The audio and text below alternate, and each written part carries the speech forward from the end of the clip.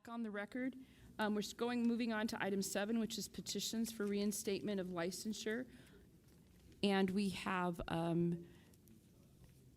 Carol Garrett, Administrative Law Judge, who will preside over this section.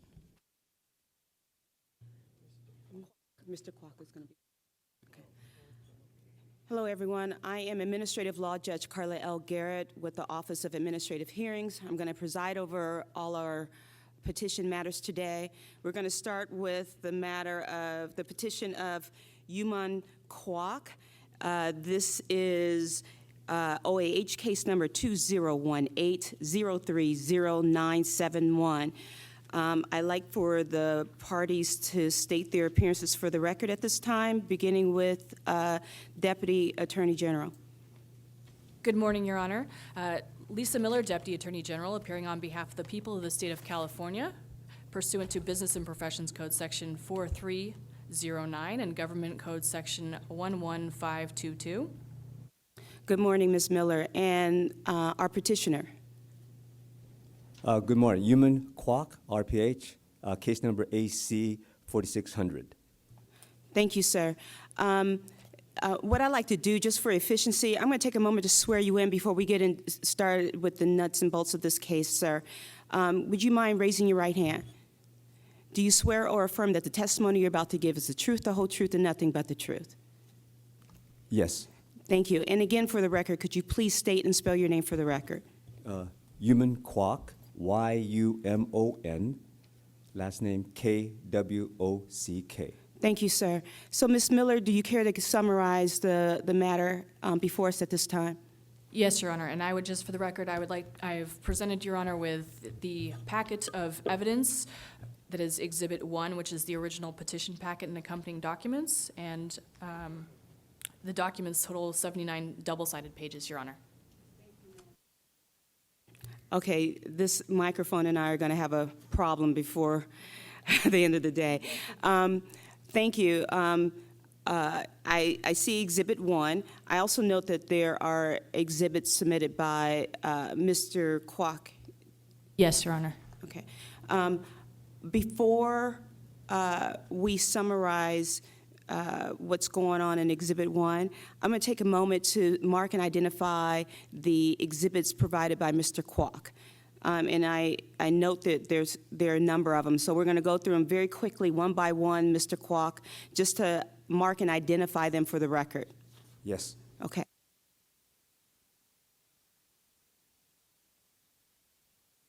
Sir, I'm going to mark as Exhibit A what appears to be a statement by you that starts with "Good morning, board members." We'll mark that as Exhibit A.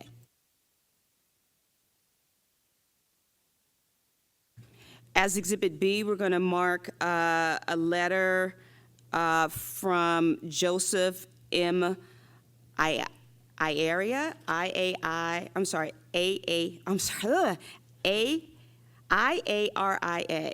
And we'll mark that as Exhibit B.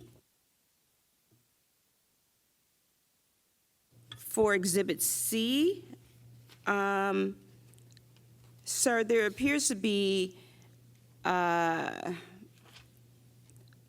page of an email where I see at the top $7,310. Do you see what I'm talking about, sir? Yes. That's the remaining balance of the fine I owe to the Board of Pharmacy. But this is the complete document. It's just this one page. Yeah, from Okay. Jane Russell. Okay, we'll mark that as Exhibit C. And then there appears to be a letter from Natasha Romo, dated March 22nd, 2018, that also has attachments, 2 pages of charts that include signatures, and at the top it says Senior Resource Center, Eureka, California. We'll mark that document as Exhibit D, as in dog. We'll mark your April 2018 quarterly report with attachments as Exhibit E. Have we covered all your exhibits, sir? Yes, Okay, all right, then I'm going to turn the floor back over to you, Ms. Miller, for a summary of this case at this time. Yes, Your Honor. And just to briefly get this on the record, we would object to the letter of recommendation, which I believe is Petitioner's B, just on the basis that this was not verified pursuant to the practices and procedures of the board. I appreciate your objection. I'm going to allow, we'll get more testimony regarding it, I imagine, but it appears to be a document that would fall under administrative hearsay. Thank you, Your Honor. I will proceed with a summary of the case. Petitioner was issued pharmacist license 28573 on October 24th of 1973. On May 8th of 2014, an accusation was filed alleging that Petitioner was convicted of Penal Code Section 488, misdemeanor theft, and that while he was employed at Rite Aid Pharmacy, Petitioner diverted controlled substances, including Norco, Vicodin, hydrocodone, and Tylenol codeine for his personal use. After careful consideration of the facts in the case, the board decided to place Petitioner on probation for 5 years, in conjunction with other probation terms, which included a 60-day suspension, reimbursement of board costs totaling $11,749, completion of the pharmacist recovery program, abstention from drugs and alcohol with random screenings, prescription monitoring, community services, and supervised practice and an ethics course. The effective date of the order placing Petitioner on probation was May 6, 2015. His probation term would therefore expire in May of 2020. Petitioner completed the pharmacist recovery program in July of 2017.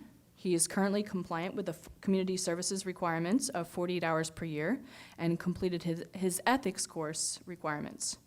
As of the time of Petitioner's application, he owed $4,869. His petition for early termination was filed on August 3rd of 2017. As part of his documentation, he submitted 6 letters of recommendation with his early termination packet, 3 of which were verified. He also submitted continuing education certificates totaling 32 hours, which were taken from July 2016 to July of 2017. He would like to have his probation terminated early to facilitate his search for employment. I am now prepared to proceed with questions for Petitioner unless he wishes to make an opening statement. Mr. Kwok, do you wish to make an opening statement at this time? I kind of prepared something, yes, and the reasons. Do I do that, or? You're welcome to make whatever opening statement you feel is necessary, sir. Okay. So my opening statement is, good morning, board members. First, I want to express my gratitude and thank you for allowing me to present my case, AC 4600, for a early termination of my probation. I hope this morning's session can bring some closure and positive answers to questions the board may have reserved for my early term petition. Once again, thank you for all being here at the LAX Embassy Suites. I put down reasons. Number 1, completed the Maximus program with excellence without any flaws or missed calls for daily urine testing. As you know, Maximus is a stringent program of recovery for healthcare professionals. Being a program of action, my monitor had me study the principles of the AA recovery program for alcoholics. This was part of their quarterly reports, a 5-year program, now done and finished. 3, complete a 90-day treatment program at Hazelton in Springbrook, Oregon. This program was a revelation and educational experience that helped me develop my tool chest of recovery. The program had me spend time, 2 weeks, at the mothership of the Hazelton Treatment Centers in Minnesota, which was Center City, Minnesota. This is where the 12-step of the big book for Alcoholics Anonymous is taught and promoted without thought. Do I still have contact with my group at this time? Yes. I still call and keep in touch, not only with the brothers, but with the treatment center itself. Discharge papers enclosed. 4, health support group known as Health Pros is done, but I still pop in once in a while. 5, while under Maximus, one of the requirements was to work on the Gorski Recovery Workbook, where the word TUFAR, T-U-F-A-R, means thoughts, urges, fears, action, reaction. This was a part of my completed Maximus certificate. Number 6, Completed Medical Ethics and Professional Code, CE, at UC Irvine under requirements of the probation program. Done, certificate copy. 7, community service requirements, 144 hours, finished with 154.5 hours done. Enclosed signature. Monthly volunteer community service at the Senior Center, where I review with seniors about drug, medication, and interaction review. Number 8, wrote 2 articles for the Senior News in Eureka, California. This shows that I can do it, challenge myself to broaden my pharmaceutical awareness and give back to the community. 9, I was Sport Athlete of the Week for channel KIEM TV on October 2015, and later the following year was highlighted as Senior in Action on KIEM TV because of my service commitment and teaching Kempo 5.0 karate in the community of Eureka, keeping physically fit part of my power to change. 10, during the past years, I started a Health Pro, AA Pro group meeting for professionals, a plan of action, and passed the torch to a nursing member to hold meetings. 11, good letters of support for my early release as enclosed. 12, job searching sites, but to no avail because of restrictions on my license. I had 2 interviews with 2 big chain pharmacies, but would hire me if my license was clear. I need the chance to work.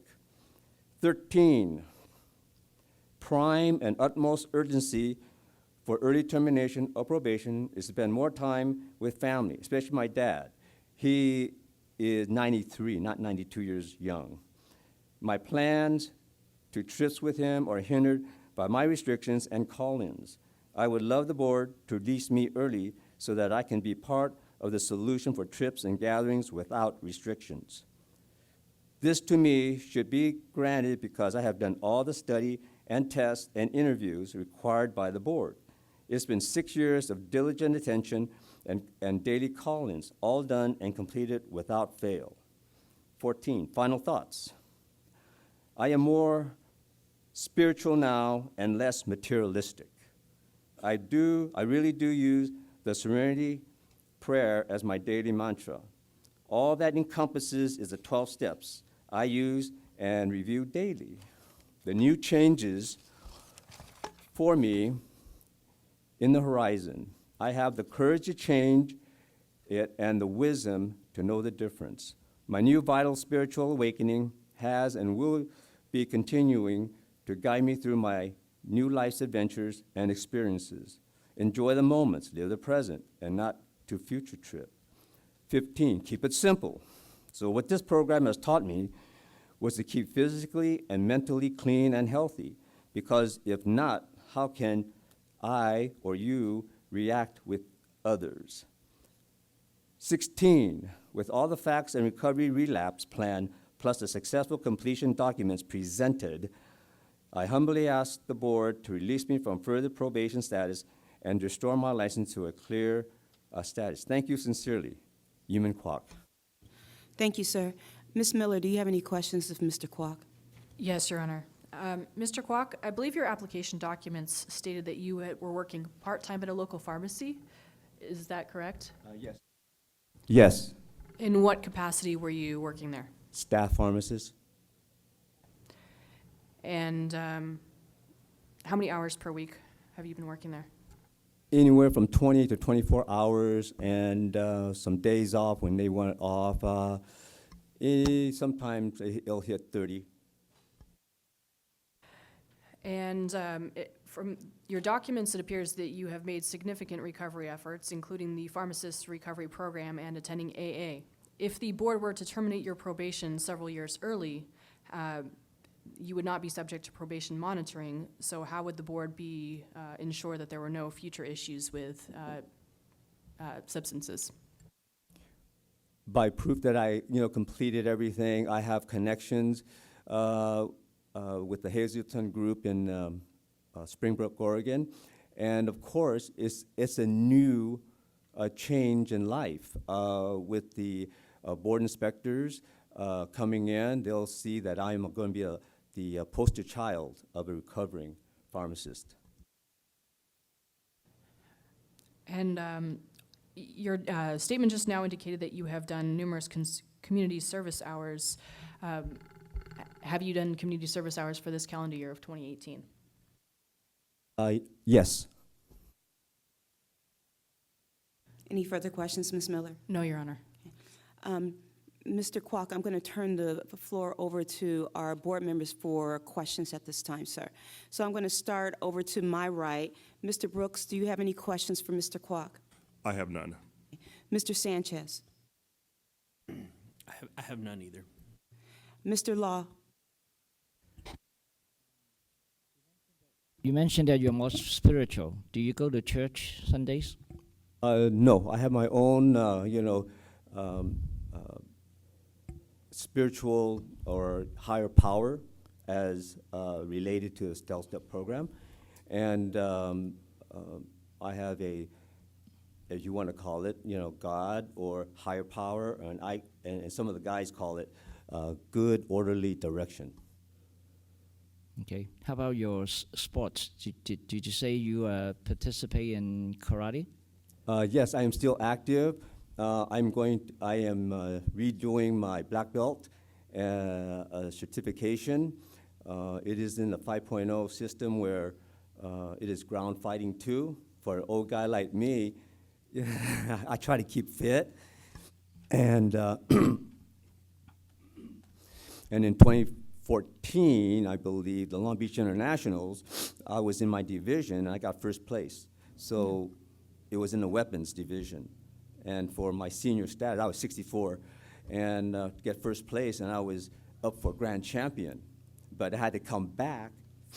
I had to drive back and couldn't do it because I was part of the AA convention in Palm Desert at that year.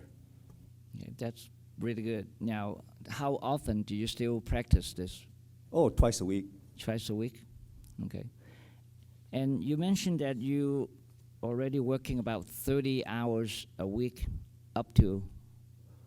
It can be up to 32, but on the average, it's 20, 24. But seems like that's a lot of hours for someone on probation. Now, how would that really affect you for the whole term, or rather serving part of the terms of your probation? Oh, I'm just kind of prepared, for going back and blending in with society. I have the relapse prevention plan right here too, and I use the HALT word, which is, hungry, are you angry, are you lonely, are you tired? And if I see an inkling of anything, I take a break. I take a couple of breaths, and it's kind of, ooh, And as the 12-step, provides, I got my group. I have my system of calling people. When is the last time you have a relapse? 0. Then since 2014? 2012. 2012? Okay. Yes. All right. No. Dr. Gutierrez, do you have any questions? Yes, congratulations on your sobriety. Mr. Kwok, when is your sobriety date? 2012? I can say 3/16/12. Okay, congratulations. Do you, I noticed in some of your records there was mention of potentially placing you on naltrexone. Are you currently on any medications of that kind? No. So you are not taking any medications to treat any type of opioid addiction? No. The other thing I noticed in the record from your psychologist is that there are times when interpersonal conflicts can trigger. What are the things you're doing to make sure as your hours increase that you won't have those same issues again? Oh, I wasn't even aware of that when, I had that defective thought in my mind, As we learn, first thought wrong, right? And when you're in that stress situation, you need to kind of, settle down, a couple of breaths. What am I doing, slow down, So I have my network of guys, which I have connected to, and I look forward to going to this one thing, well, several. Through my program, I met a lot of good people, a lot of good healthcare workers, successful people, And one of the things I have to hurry up in, not hurry up, but like get away from the restriction is going overseas, going back east to Chicago this fall. My roommate at Hazleton, he's a kind of a semi-famous sculptor, and I need to go back with him when he finished the, astronaut figures for presenting to the Chicago Museum where the Apollo 13 capsule is. And I'm going to be right next to him. So I will be his bodyguard. That's great. Do you right now, one last question, in your role as a probationary pharmacist, do you dispense controlled substances? Do you manage them at all when you're working 24 hours a week? Oh, yeah. Yes. No more questions. Thank you. Thank you. Ms. Butler, do you have any questions? Yes, I commend you also. I have a question. I just want to know, again, how long have you been off controlled substances? Since 3/16/12. The reason why I asked that question, because it says that beginning September 11 for 8 months, ceasing April 2012, was the time that you were taking the Vicodin and the Tylenol with codeine. That was before then when I was arrested and escorted out of the pharmacy. Everything from then on, none, So that April, I believe, was the contact with Maximus to be on the rehab program. So I'm looking that there were all pain medications, and it was for an 8-month period of time. Was there some reason why were you in pain? Had you been put on controlled substance pain medications for a problem? Yeah, I had some back pain, and I had prescription for some Vicodin, and I was just kind of be so busy and stressed out with the high volume, and they were unofficially, maybe I can say it, but out with the old, in with the new. I was a manager, so I don't know, the policies, and because I was pinpointed, and I felt no support from the store, not the manager per se, but the higher ups, the CEOs. And I felt lack of support. You got to get this done, stressed out, move. And the Vicodin gave me energy. And so every time I worked, I took like 1 or 2. And then I was lacking the refill, so, I'll get the refill later, hurry, get the scripts done, and forgot the refills, and it seems like it was easy access, so I was caught with that. So that was it. That was my consequence, and that was my flaw, my defect of character. Never, all these years of pharmacy work, 62 years old, board members, and I do that. It's like, what did I do? I kick myself in the butt every single day. And according to the program, you got to let all those reserves and what you did release. You got that, drop the rock.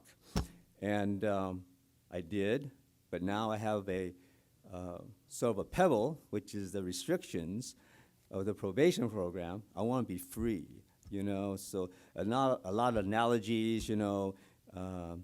I'm ready to go out and get back into real life, guys. You know, it's up to you. Okay. And Okay. We're going to go to our next question. Do you have any further questions, Yeah, Ms. Butler? I just want to know, what do you take for pain now? When you have pain, what do you take? Tylenol, acetaminophen. Thank you. Mr. Lippy, do you have any questions? No questions, thank you. Thank you. Mr. Wong, I'm sorry, Dr. Wong, do you have any questions? Yes, yes. How you all of a sudden stopped taking the medicine? Did you go through a certain program, or do you just cold turkey, or? No, I was never a hardcore, you know, narcotic taker. When I was in Hazelton, they did a little test on me, and on the 1 to 10 scale of being an addict, I was like 1.5, number 2. Any more? So, Okay. Would your experience of successful recovery, will you be able to help other people to recover in the future? most definitely. When I attend the AA group and my support group, which I don't need to do anymore through Maximus, I go in and out, like I said in the opening statement there. I help out. The guys from Hazelton calls me. They tell me their problems. And I have a couple of doctors that call to me because we were part of the whole group up there. And we support each other. So that's it.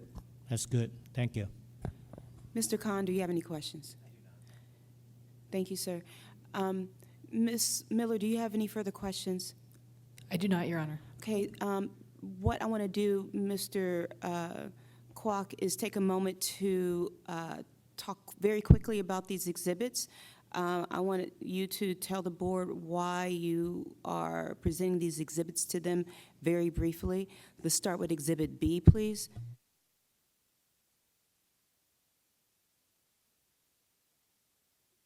That letter was late in that whole packet, you know, and I just found it. He sent to me late, and I just kind of wanted to present it to the board. And this is a letter of reference, correct? Yes, he was the district manager and a pharmacy manager in Reading before he retired. And what is your purpose of presenting Exhibit C?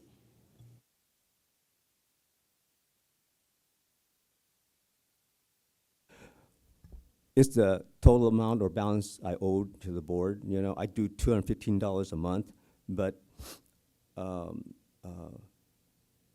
I like to, with the quarterly report that's already in my envelope, and to finalize it, you know,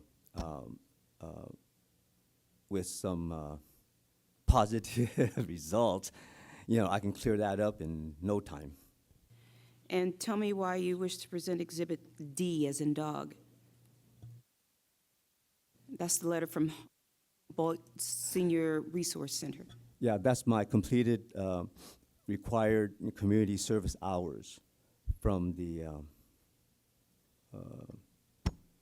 probation.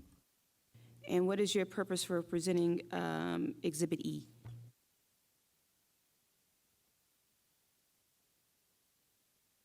That's the example of quarterly report that I send out every quarter. So April 1st, I sent it out to Jane Russell. Just an example. I mean, that's what's going to be right there. Thank you. Ms. Miller, do you have any questions regarding any of the exhibits that Mr. Kwok has proffered at this time? No, Your Honor, thank you. Do any board members have any questions regarding the exhibits proffered by Mr. Kwok? No. Okay. All right. I'm ready at this time for closing arguments if you choose to make one. Ms. Miller? Just very briefly, Your Honor, I would respectfully remind the board and Your Honor that Petitioner was placed on the 5 years of probation after careful consideration of the facts and circumstances regarding what led to why we're here today, and thus the 5-year probation was deemed adequate at that time for continued rehabilitation for Mr. Kwok, and thus should be left in place. And do you have any closing argument you'd like to make at this time, sir? I feel ready. I have all the facts done. It's just I say it's, time to release the rock out of my neck. Let me be free now and get on with my life. I'm 68 years old, and my biological time and being with my 93-year-old dad, I don't know if he's going to be, how it goes, life, the life cycle. I did my consequences. I did my time. I did the crime and the time, I think. And to extend it, even my support group really looked at me, and they said I was a model, recovering pharmacist, and so, I had, why don't we have a just reward and, give me the opportunity, to do what I need to do. Okay, thank you, sir. All right, so before I close the record, I just want to state for the record that I am receiving Exhibit 1 into evidence, and I assume there's no objection from you, Mr. Kwok. Is that a no? No, no objections. With respect to Exhibit A, I plan to receive that into evidence. Any objection, Ms. Miller? No, Your Honor. Exhibit B? Subject to my previous objection of lack of verification.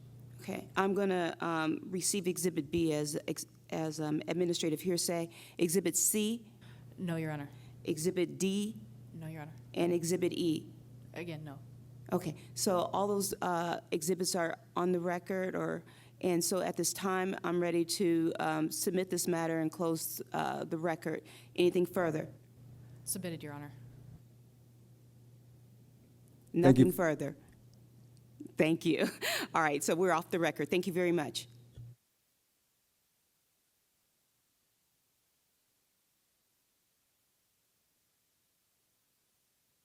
While Mr. Kwok is going to his seat, I'm ready to call the next matter, which is going to be James Blair.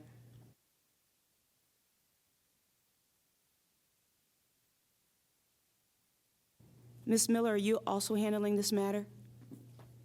Yes, Your Honor. Thank you.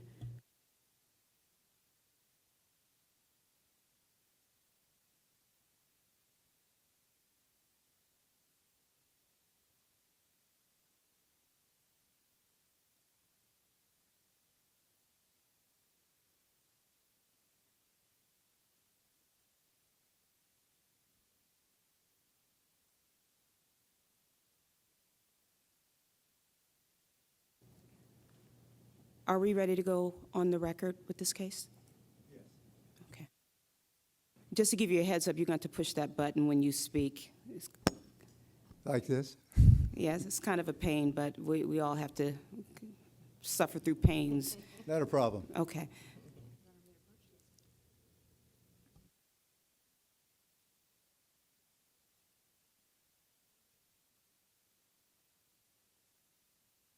No, Your Honor.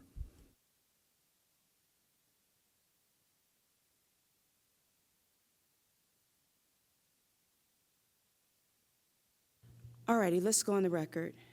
We're on the record in the matter of the petition for early termination of probation of James Blair, RPH 30343, and this is OAH case number 2018-030739.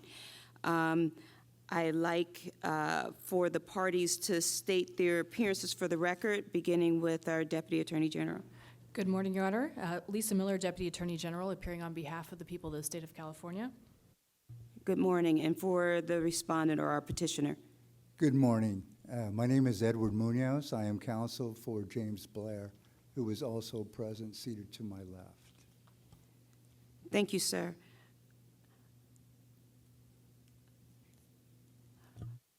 Okay, so before we get into the nuts and bolts of this case, I'd like to go to you, Ms. Miller, and ask for you to present a summary of this matter at this time. Thank you, Your Honor. I would first like to mark for identification and offer into evidence Exhibit 1, which is the original petition packet and accompanying documents. It is so, I'm sorry, go ahead. The documents total 72 double-sided pages. Thank you. It is so marked. Any objection to the amendments of Exhibit 1, sir? Okay. Exhibit 1 is received. Thank you, Your Honor. I would like to now offer a summary of this case.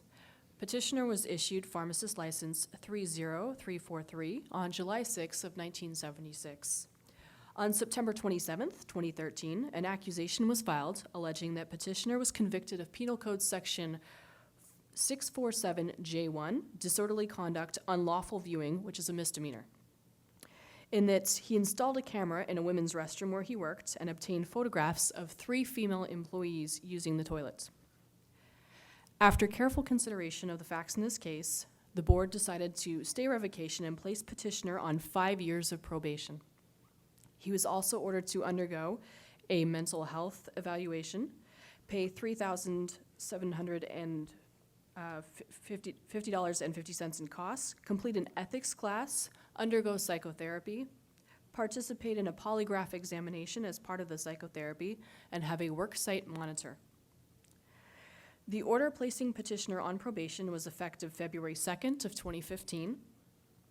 Petitioner's 5 years of probation would be up in February of 2020, absent tolling. Petitioner's application documents indicated that he was unemployed until December of 2016. Under the tolling provision of the order, petitioner's probation would therefore be extended the approximate 1 year and 10 months that he was unemployed.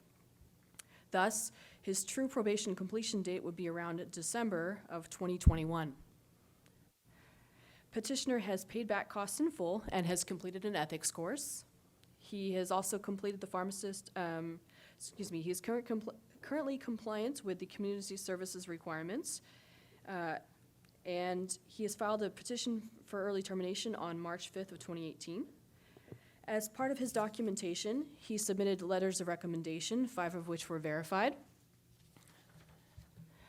He has also submitted continuing education courses totaling 38.2 hours, taken from March 2016 through October of 2017. And I am now prepared to proceed with questions unless petitioner's attorney wishes to make an opening statement. Thank you, ma'am. Mr. Munoz, do you wish to make an opening statement for your client? On a very brief one, thank you. Dr. Blair has been a licensee for 42 years. Of those 42 years, 37 have been with an unblemished record. The violation of the Penal Code that was referenced by my opponent was the product of a single impulsive act, which was grounded in a moment of extremely poor judgment. During the course of his rehabilitation, Dr. Blair has fulfilled every single condition that the board has set forth, including going far beyond what was requested of the board and the hearing officer, which was to undergo some psychotherapy and to be reviewed by a designee of the board in order to determine his fitness to continue practicing pharmacy. That designee reviewed the findings of the hearing, interviewed Dr. Blair, and performed independent research and analysis and came to the conclusion that Dr. Blair was indeed fit to practice pharmacy. As far as the tolling requirement, it is a bit ironic that the board, with its conditions, which were extremely onerous, required that Dr. Blair go out and seek employment. Now, in order to obtain employment, he was to disclose the details of his transgression, and he was to disclose every facet of the hearing officer's findings and the conditions of his probation, and he was supposed to find a monitor to supervise him. So those conditions are a bit the functional equivalent, if you will, of kneecapping a marathon runner and then penalizing him for not being competitive in the race. But despite those handicaps, Dr. Blair was in fact able to secure employment, and he has fulfilled all the conditions. It is our feeling and belief that he has been rehabilitated, given his distinguished record, and he has submitted the 9 letters of reference from people that have worked alongside him and people that were trained by him and people that supervised him. It's a shame that not all of the respondents who responded under declaration and penalty of perjury were contacted. But with that, I would submit. Thank you, sir. All right, so Mr. Blair, you're going to be subjected to a series of questions. So before we have that happen, I'm going to take a moment to swear you in. Please raise your right hand. Do you swear or affirm that the testimony you're about to give is the truth, the whole truth, and nothing but the truth? Yes. Yes. Sorry. Thank you. Ms. Miller, you have any questions for Mr. Blair? Yes, Your Honor, thank you. Mr. Blair, your documents indicated that you have been working at Gateway Circle Pharmacy. How many hours per week do you work on average? Per week, probably 5, 6, Wait, 7. I'm having a hard time Okay. hearing you. Are we pressing that button? Okay, there we go. You're right in the middle. There you go. Per week, it varies tremendously. Usually 4, 5, or 6 per month. It now is around 30 hours per month, but that is subject to the needs of the pharmacy. It never goes below 20 hours per month, though. And my work is actually a combination of volunteer hours and actual getting paid for hours. But like I said, it never drops below 20 hours per month, which is the condition of my probation. Of the 38.2 hours of continuing education that you completed, did any of those relate to the causes for discipline? In other words, did any relate to anything such as sexual harassment or appropriate behavior in the workplace? They did not.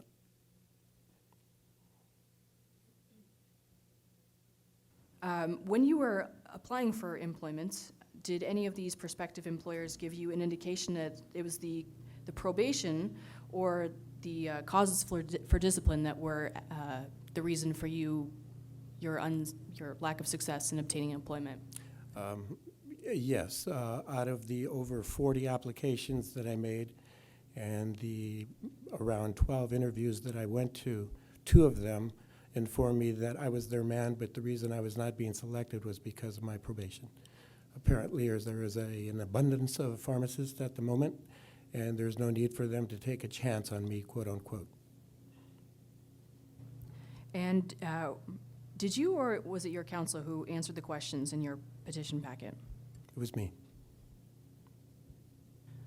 No further questions, Your Honor. Thank you. Mr. Munoz, do you have any questions of your client? No, Your Honor.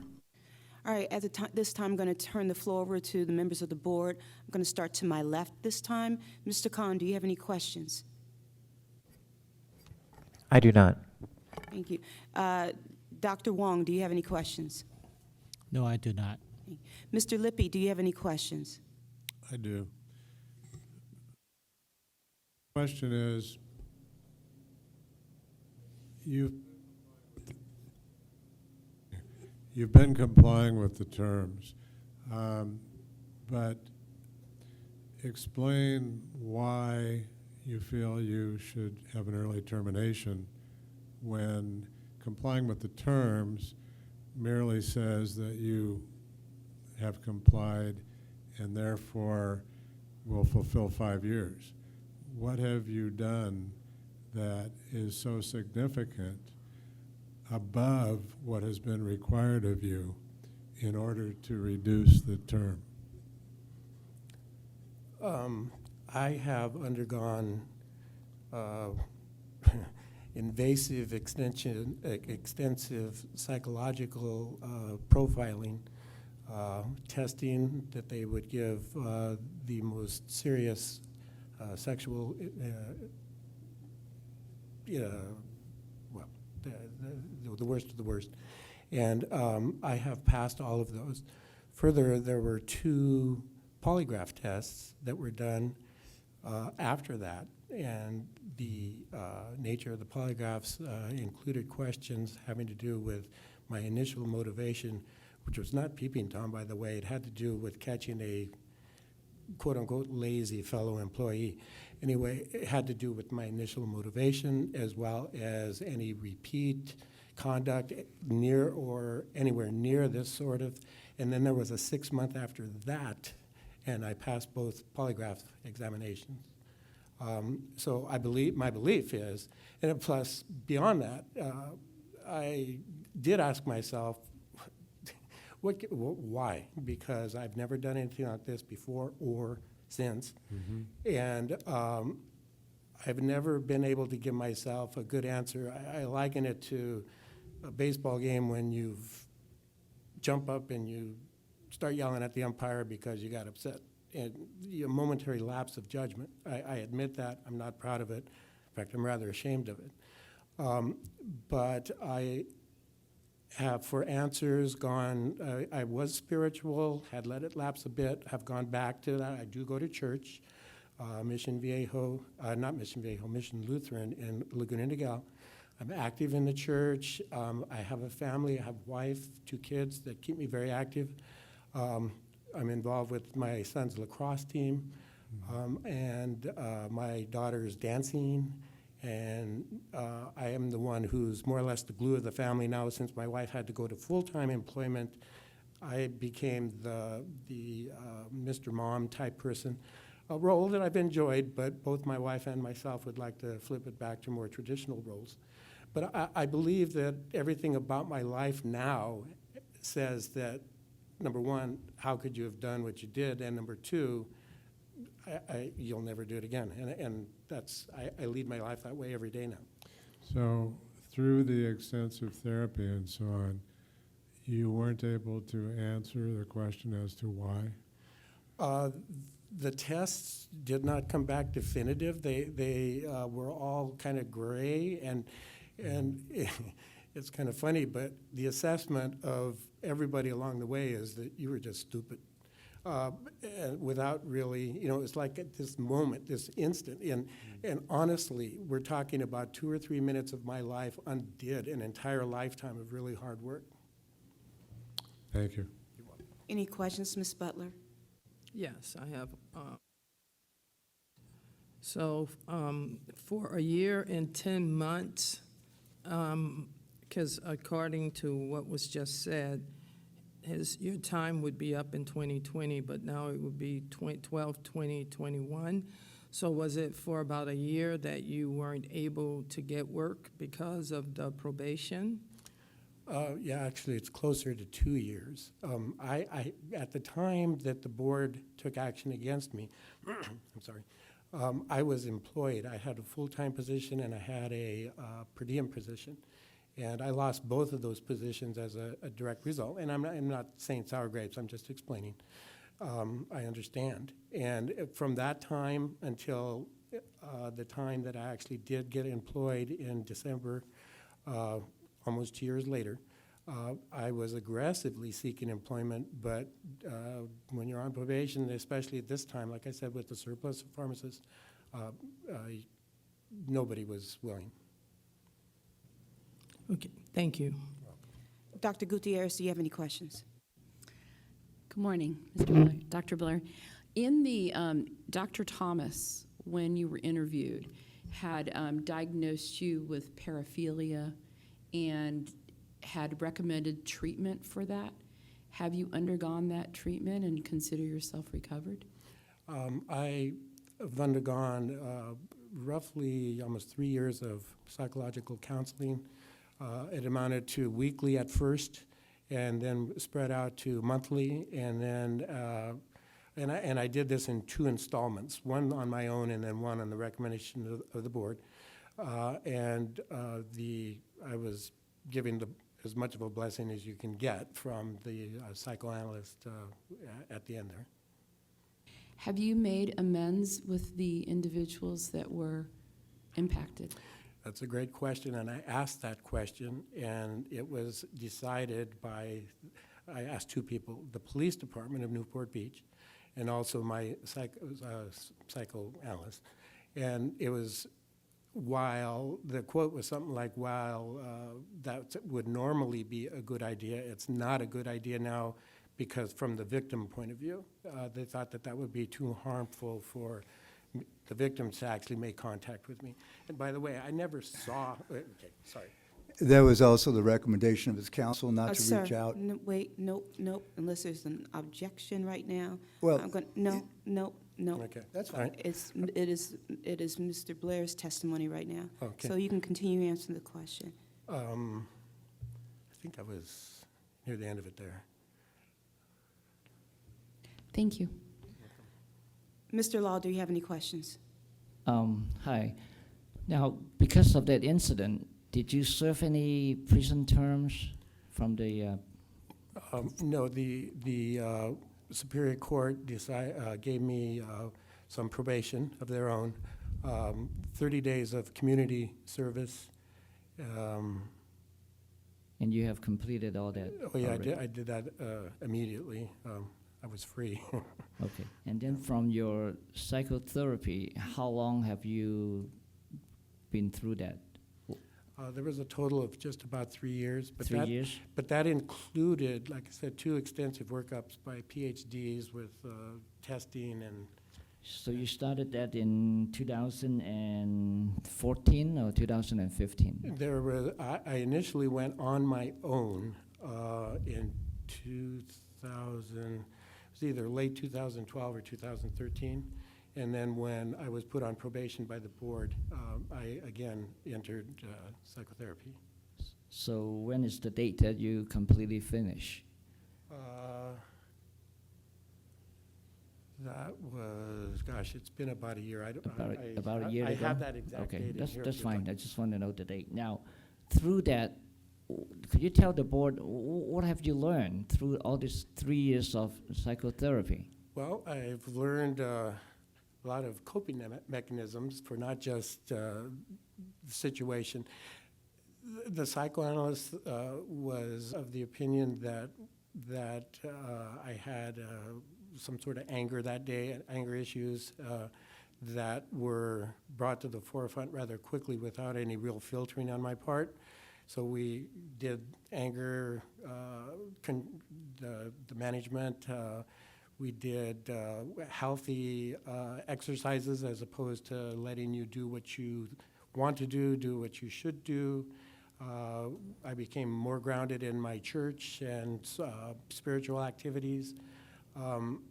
After my wife forgave me, I became much more of a family man and more involved in my children's lives. So we essentially substituted the healthy activities with anything that might have led to anything on a negative scale in terms of action on my part. But again, he, as well as everybody else, focused on that one momentary lapse, because before and after, I've never experienced anything like that. So. Right. No further question, Your Honor. Thank you. Mr. Sanchez, do you have any questions? You say it's a temporary lapse, but it took something to set up the cameras and everything else. Or actually, I'll skip the question. So, Mr. Sanchez, were you finished? Yeah. Okay. So, and Mr. Brooks, do you have any questions? I do, thank you. First, thank you for coming here. And I listened to your testimony and reading your file. I mean, for me, there's some missing pieces to the puzzle. One, you described the situation as a spontaneous and bad lack of judgment. And as my co-chair was just saying, spontaneous is when you do something right here and now. You actually took the time, thought about it, went to the store, bought the cameras, and had it installed.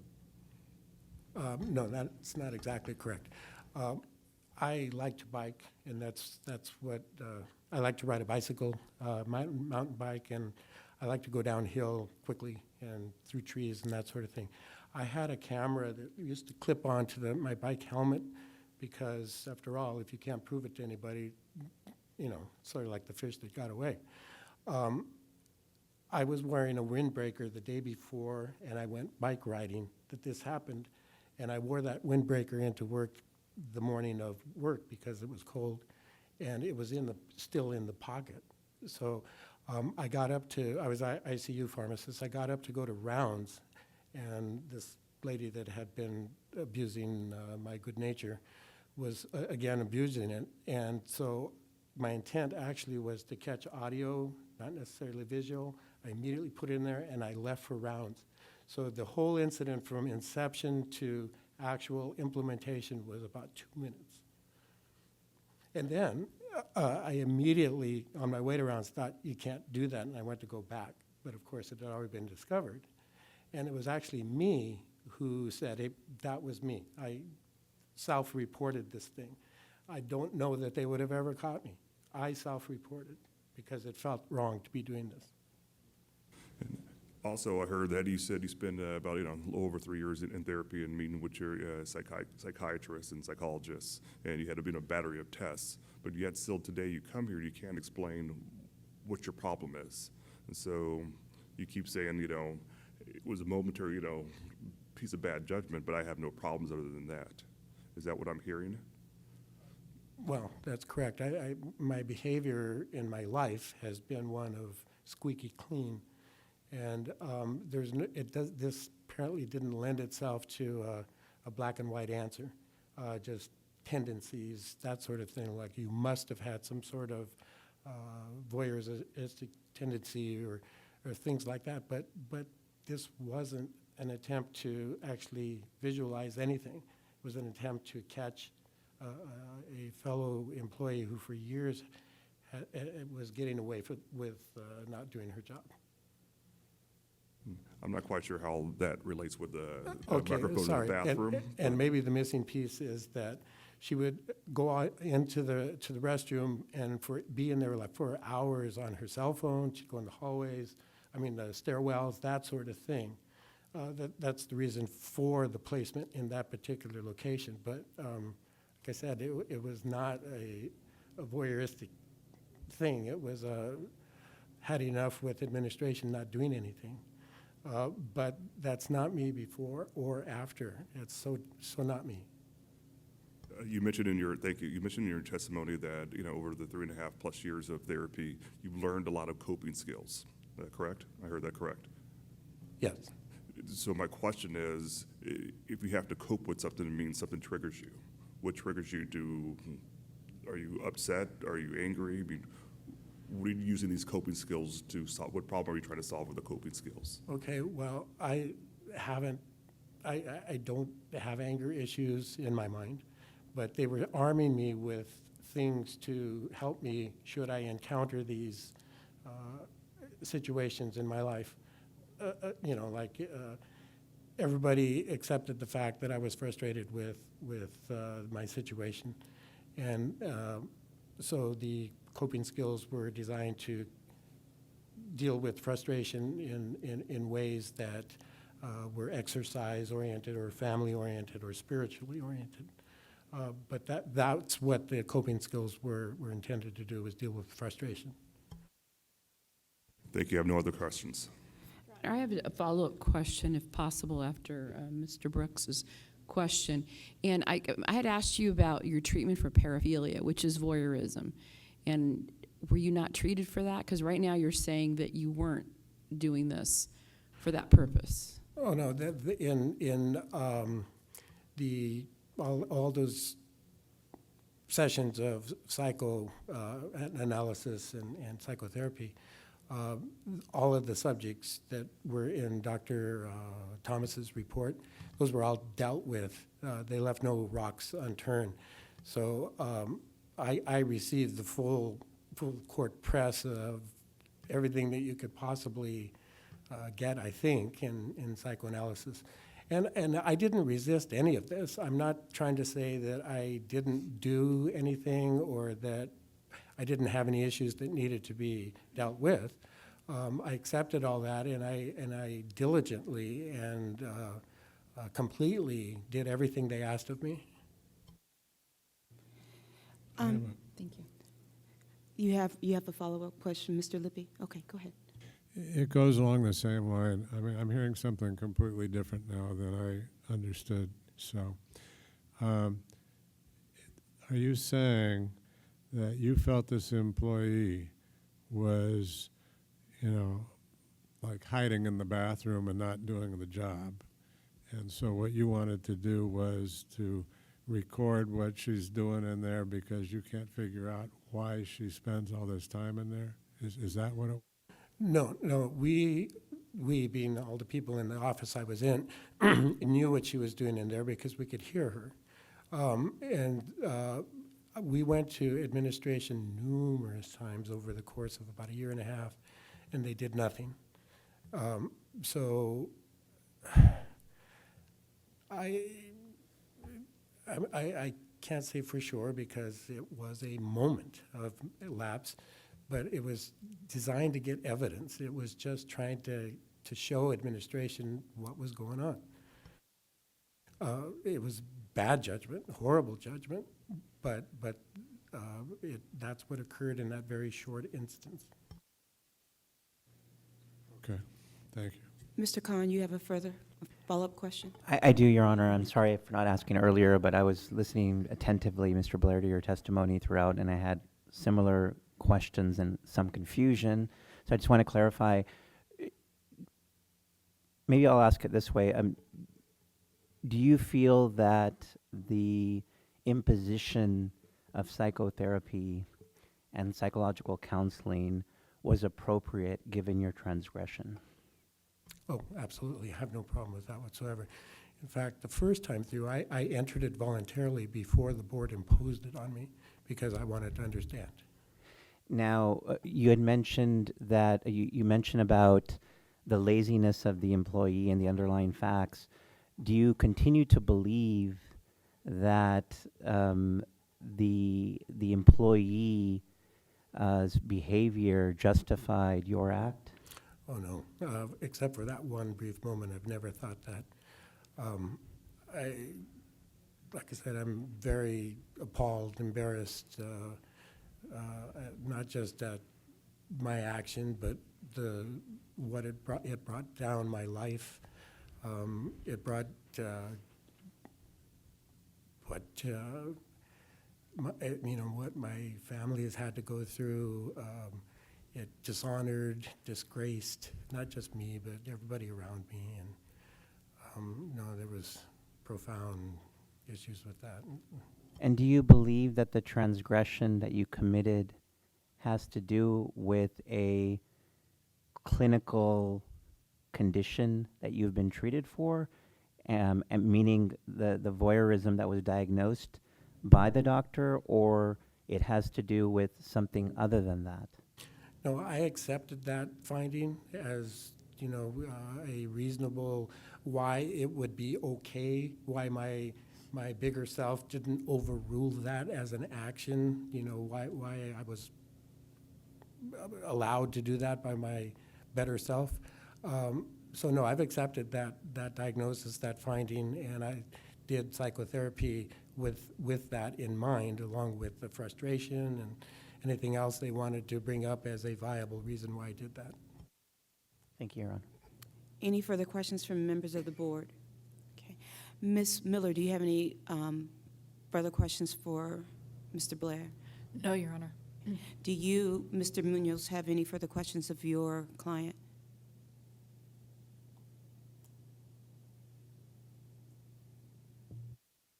Dr. Blair, this employee, how long was this conduct that you perceived to be malingering and frustrating? How long did it occur before you did this act? Somewhere between 2 and 3 years. Any further questions, sir? Okay. Any follow-up questions based on the limited questions posed at this time by board members? Okay. Anything further from you, Ms. Miller?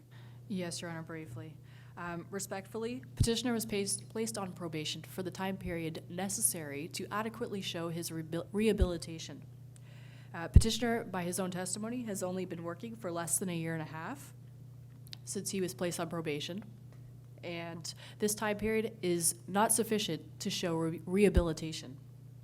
Terminating his probation multiple years early would send the wrong message not only to his 3 victims, but to his coworkers in general and to women as a whole. Thus, I would ask that his probation continue for the required length of time. Thank you. Thank you, Ms. Miller. Mr. Munoz, do you have a closing statement you'd like to make at this time? Yes, Your Honor. Dr. Blair has completed all the conditions that the board has set forth. The only remaining condition is that he perform quarterly reports, which he has done faithfully. To continue the probation for the mere sake of continuing the probation for the 5-year term seems to leave the arena of rehabilitation and begin to enter the arena of punishment. Dr. Blair has paid for his conduct in the eyes of the court, and he has paid for his conduct in the eyes of the public, and he has suffered humiliation professionally and shame among his family members, his neighbors, and his friends. There is no other condition that the board has imposed that could reasonably be connected to rehabilitation. His job that he has been working at for the last 18 months requires him to drive 3 hours every day that he goes to work. It is not sufficient to support his family. I really don't understand, other than the need to fulfill 5 years, there's no other condition to be fulfilled. He is capable, he is trained several practicing pharmacists. His transgression did not involve the misuse or mishandling of any medication. And there is a factual basis that would seem to distinguish his impulsive conduct and attribute it to anger and frustration and a lack of impulse control, which appears to have been addressed through 3 years of psychotherapy for which he paid out of his pocket. And I think the man has paid a severe price. I submit. Thank you, Mr. Munoz. Anything further from you, Ms. Miller? Very briefly, Your Honor, counsel has just highlighted that this crime of the petitioner does not involve the use of substances, and thus there's no need to continue with a probationary period. Had this incident involved a substance, it might be easier to determine if he was truly rehabilitated. Since this is something that is a different sort of misconduct, I would argue that continued monitoring on probation is necessary to determine rehabilitation. It is not punitive. It is to make sure that he is safe to practice with other people, including women. Thank you. Thank you. All right, so I'm ready to go off the record unless there's anything further. You have anything further, Ms. Miller? No, Your Honor. Anything further, Mr. Munoz? No, Your Honor. Okay, so this matter is deemed submitted as of this date, March 27, 2018. We are off the record. Thank you very much.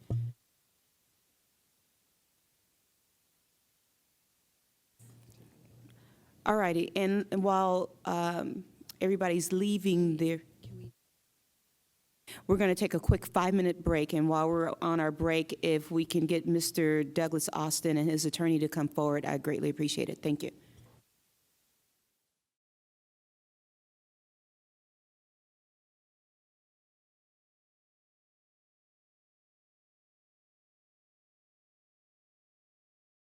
To call the next matter, I'm going to call the matter of Douglas Austin. This is the petition for early termination of probation, RPH 40244, and this is OAH case number 2018-30701. I'd like for the parties to state their appearances for the record, beginning with the Deputy Attorney General.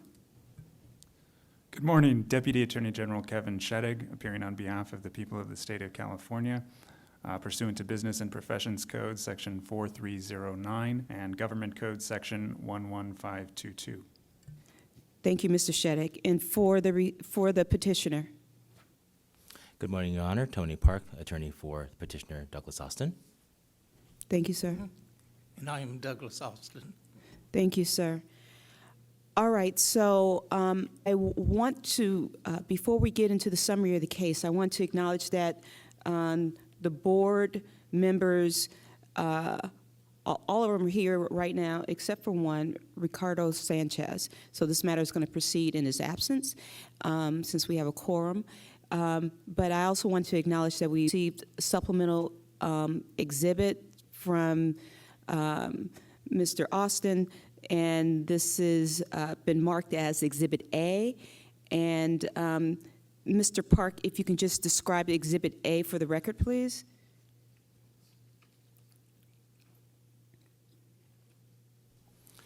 Yes, Your Honor. Exhibit A consists of two documents. The first one is entitled List of Places Applied To. This document describes the prior attempts at Petitioner Austin to seek employment for which he was rejected. The second document is a series of 3 specific letters of recommendation by co-workers, current and former, to attest to the competence and ability of Petitioner Austin to perform as a pharmacist. Thank you, sir. And they will be marked collectively as Exhibit A. Yes, Your Honor. All right, so Mr. Sheddick, do you have a summary at this time, sir? Yes, and I'd like to reserve the right to interpose an objection to the admission of the documents identified by counsel as Exhibit A.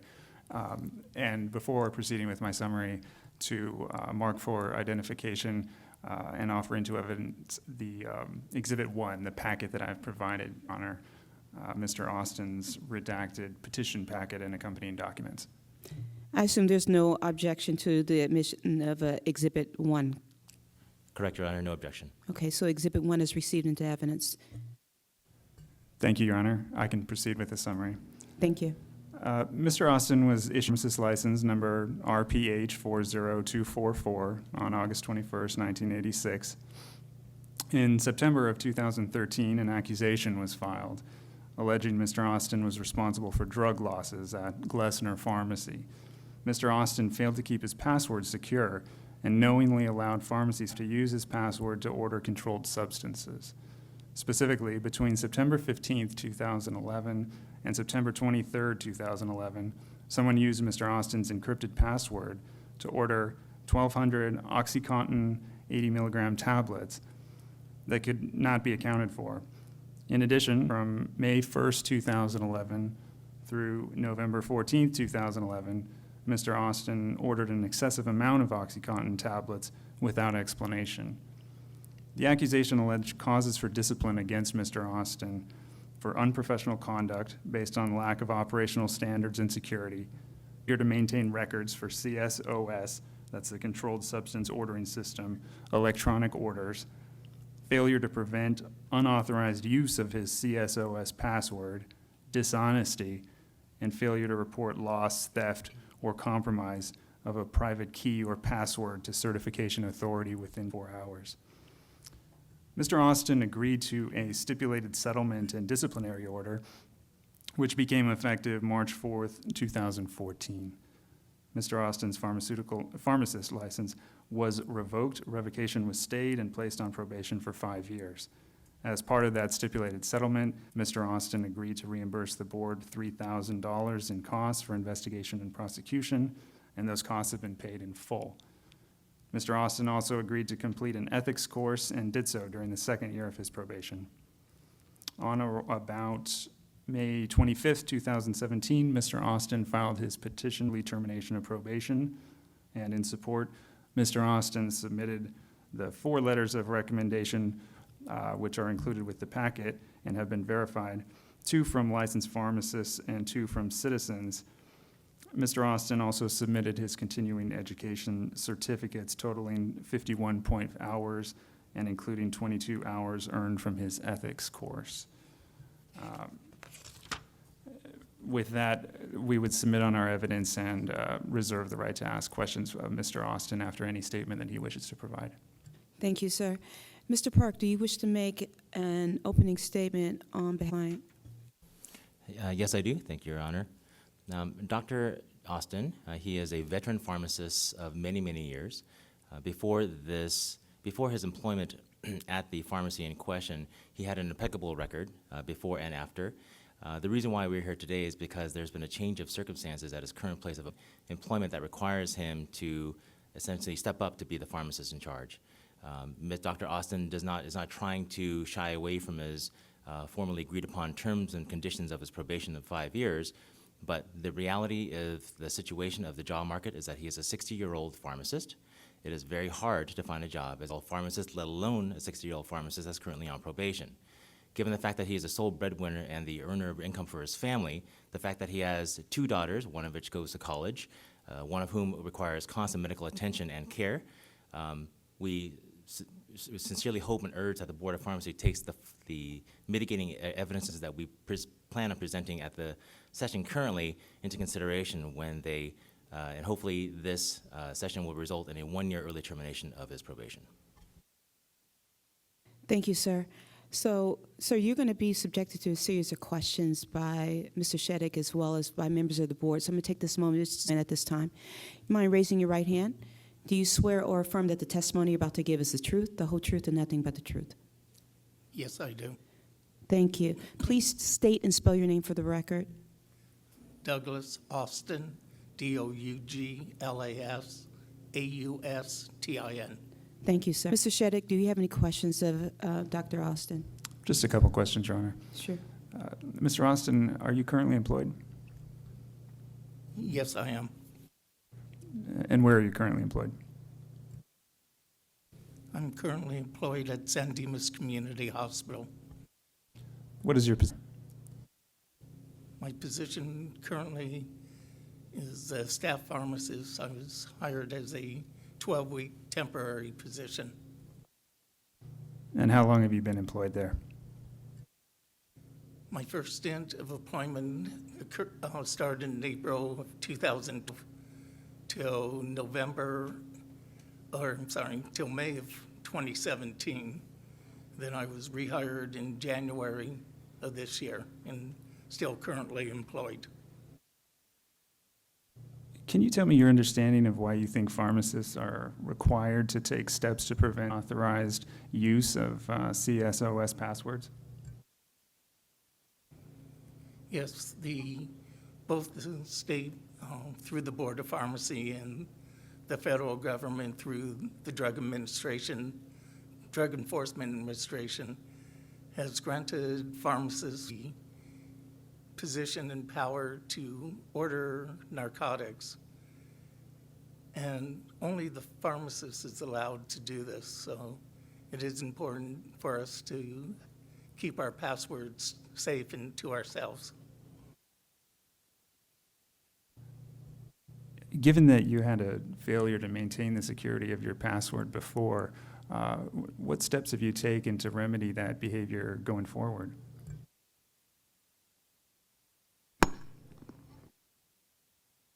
Currently, the position I'm at, we do not have CSOS. We are still currently using the federal DEA form 222 form. And one of the other pharmacists, his main responsibility is to order narcotics. And if I was to go back into position where we would use CSOS, I now know the importance of keeping my password safe and not let anybody else use it. Can you explain why you think your probation should be terminated early? what have you done that warrants early termination rather than the fulfilling that the terms that the board has already carefully considered? One of the reasons why I believe my probation should be terminated is for 7 months last, I was off work. I was laid off in May of 2017. And I did apply to 17 different positions looking for employment. And each and every one of these positions, I did inform that on probation. And at that point, they just said, thank you. Currently at my position, I'm on a 12-week temporary position as the hospital is looking for a pharmacist in charge. Since my probation prohibited from being pharmacist in charge, I've also been told that from the HR director that when they do find a pick, that my position would be eliminated. So by having my probation term early termed, I will then be available to become the pick. I have no further questions at this time, Your Honor. Thank you, sir. Mr. Park, do you have any questions of your client? Yes, Your Honor, I do. Dr. Austin, time of your employment at the Glesner Pharmacy, which was the pharmacy that served as a co-respondent in the accusation, can you factually describe at that time what happened insofar as the seesaw security, user ID and password, as well as the technician or the other staff that you believe was actually stealing licenses from your facility?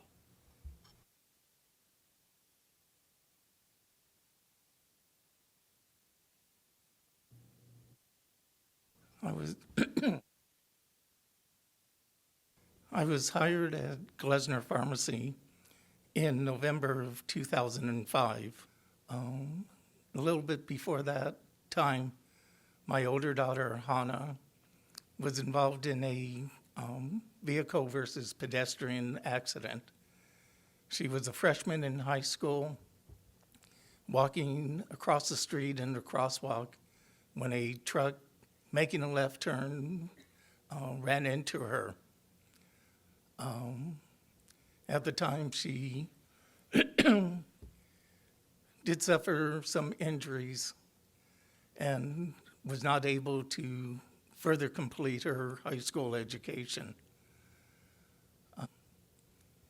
In January of 2011, this daughter also, Hannah, was involved in a horrific motor vehicle accident where she was driving through an intersection and a turn left and T-boned her, and that sent the car up onto the sidewalk that was full of grade school children.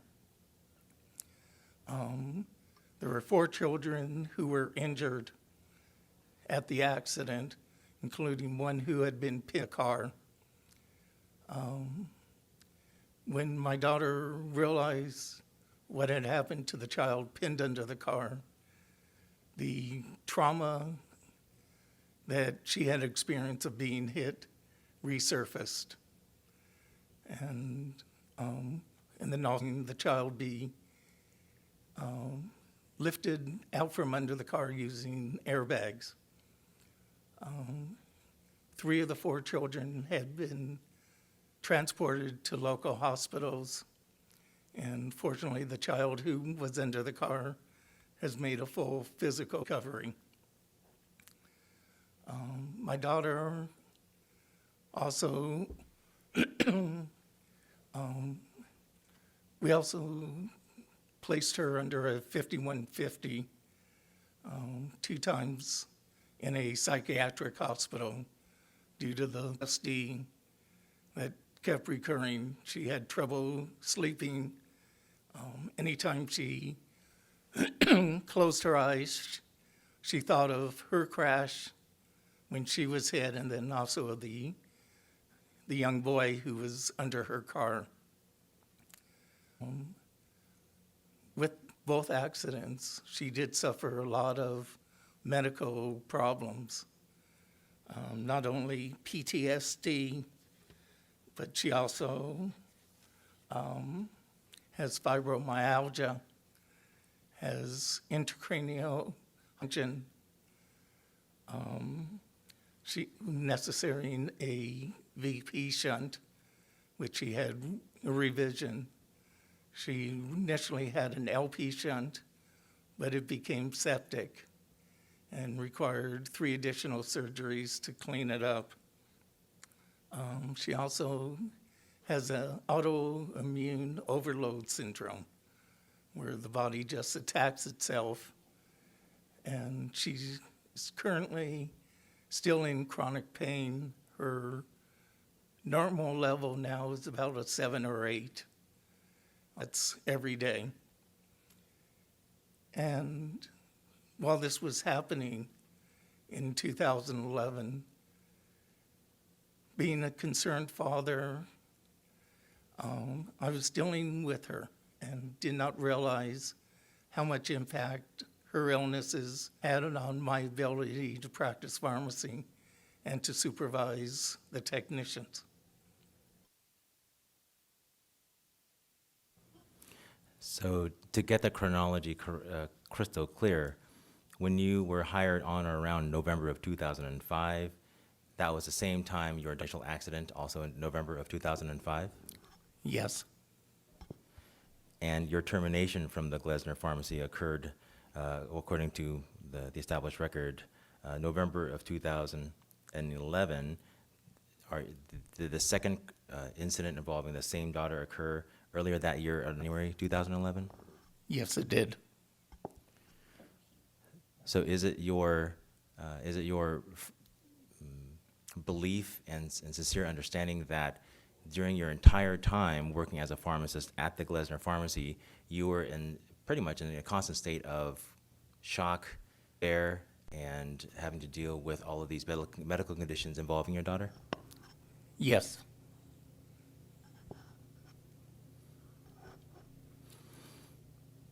Dr. Austin, you currently work at the San Dimas Hospital Inpatient Pharmacy? Yes, I do. Could you generate what you do there, and specifically as it relates to ordering controlled substances, as well as supervising your staff to prevent internal theft and diversion of controlled substances, please? Yes. Currently, we are using the paper DEA Form 2 to order Class 2 narcotics. We do have a designated pharmacist to do that. And I had also asked my director at the time not to grant me the power of attorney, since knowing I would need a chair and didn't want to place the extra administrative burden on the hospital and the pharmacy. Currently, all controlled substances are delivered from our wholesaler, for which the pharmacist signs. And the controlled substances are inside the sealed box, and inside the sealed box is a sealed plastic bag which contains the controlled substances. We use the Pyxis C2 vault to store our controlled substances, and they are counted, checked against the invoice, and then entered into the vault using a biometric mission. If the vault does not like the quantity count that you give it, it lets you know, and you have to recount it and make sure the numbers coincide.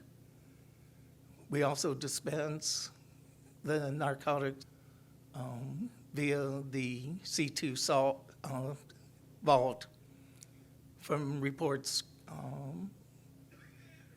that are sent through the Pyxis main server. So every day or twice a day, reports are sent out for each flow unit and how much narcotics they need. The pharmacist then signs in to the vault, pulls out the correct amount, makes sure, enters the remaining balance, and if the vault doesn't like it, it will let you know. And then sign the paperwork, give it to our technicians to deliver.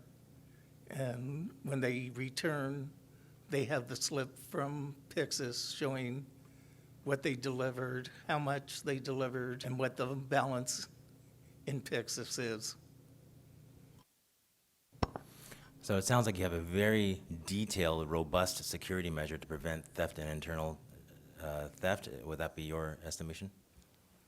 Yes, it is. Do you like working currently at the San Dimas Hospice? Yes, I do.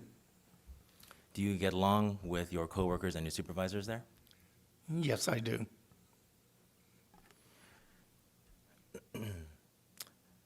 I would direct your attention to the Supplemental Exhibit A, the 3 specific letters of recommendations.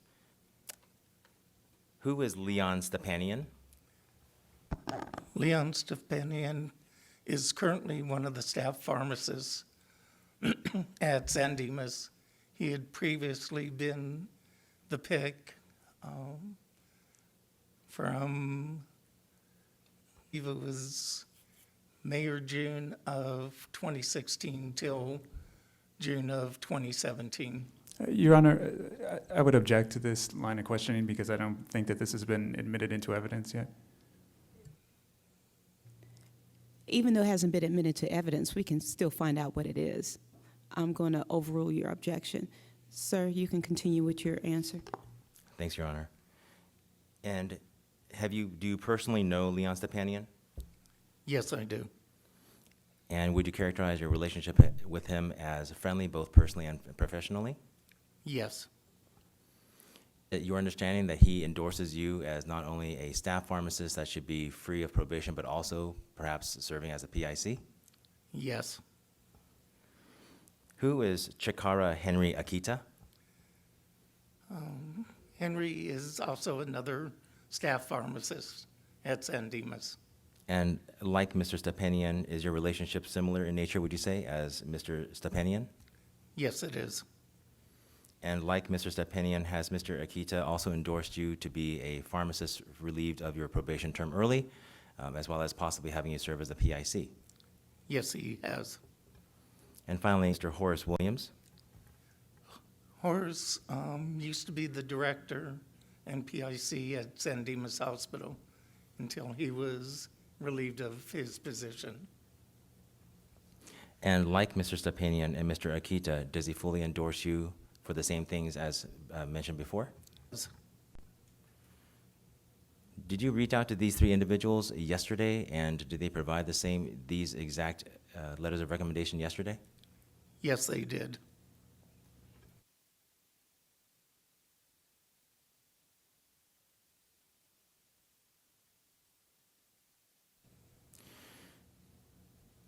Why is it so hard for you to find a job as a pharmacist?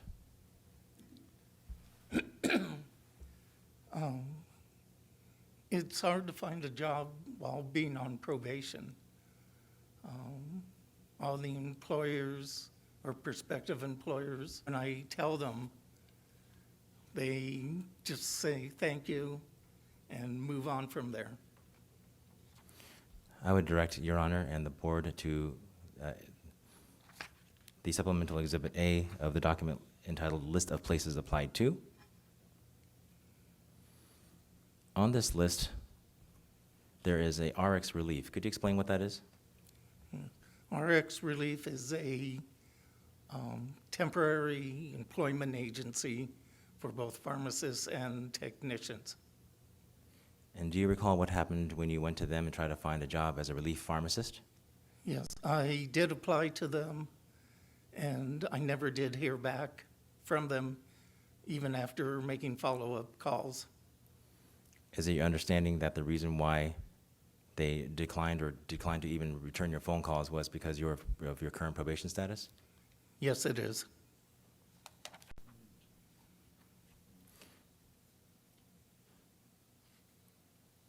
How old are you, and when did you graduate from pharmacy school? I am 60 years old, and I graduated in May of 1986.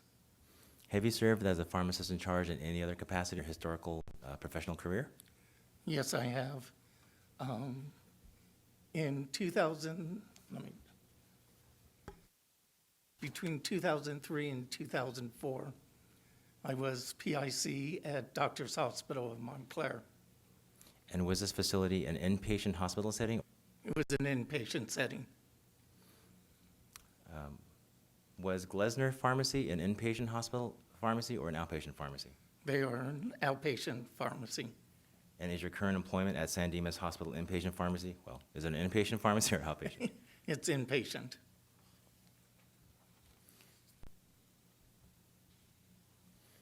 Do you believe that you yourself are able and willing to serve as the pharmacist in charge for your current inpatient hospital pharmacy?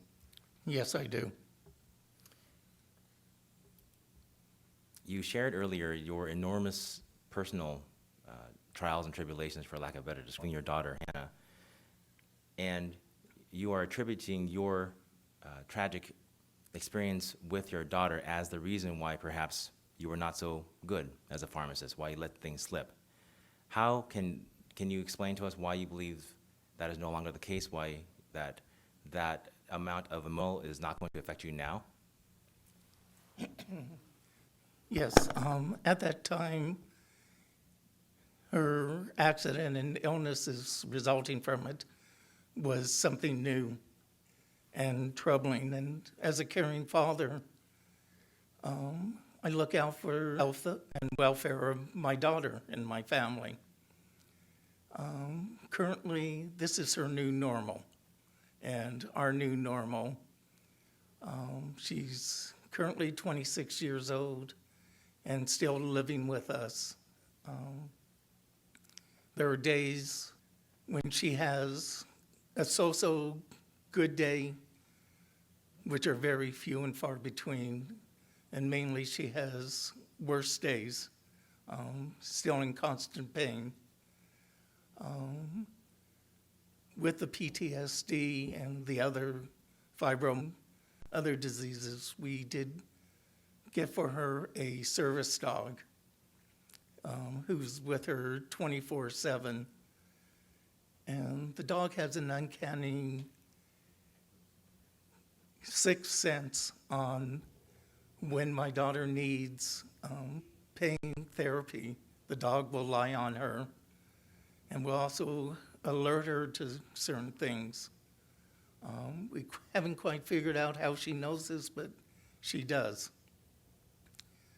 So, and also my wife, through this experience and her friends and family, went to UCLA and graduated with a certificate in patient advocacy, so she can better work her way through the medical system, and has taken a lot of the burden.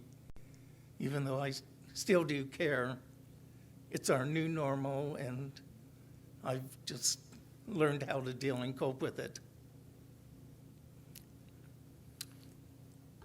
So it sounds like you have a great wife. Okay, stop with the commentary. Just get to the question. So in terms of your personal belief in your coping mechanism, is it, just to state for one more time, you believe that you are qualified well to serve as a PIC? Yes, I do. Okay, nothing further for now, Your Honor. Thank you. Mrs. Sheddick, do you have any further questions? Okay. All right, then I'm going to open the floor to the board. I'm going to go over to my right this time. Mr. Brooks, I'm going to start with you. You have any questions? Thank you, Your Honor. First, I want to say, thank you for coming, Dr. Austin. We know it's not easy to come in front of a board and ask for your license back. And also, our empathy to your family and your daughter, and we hope that she continues to recover. My question is centered around the fact of what other support groups do you have? And I ask this question because, health, goes ups and downs. You have good days, you have bad days, kind of the nature of who else can you reach out to?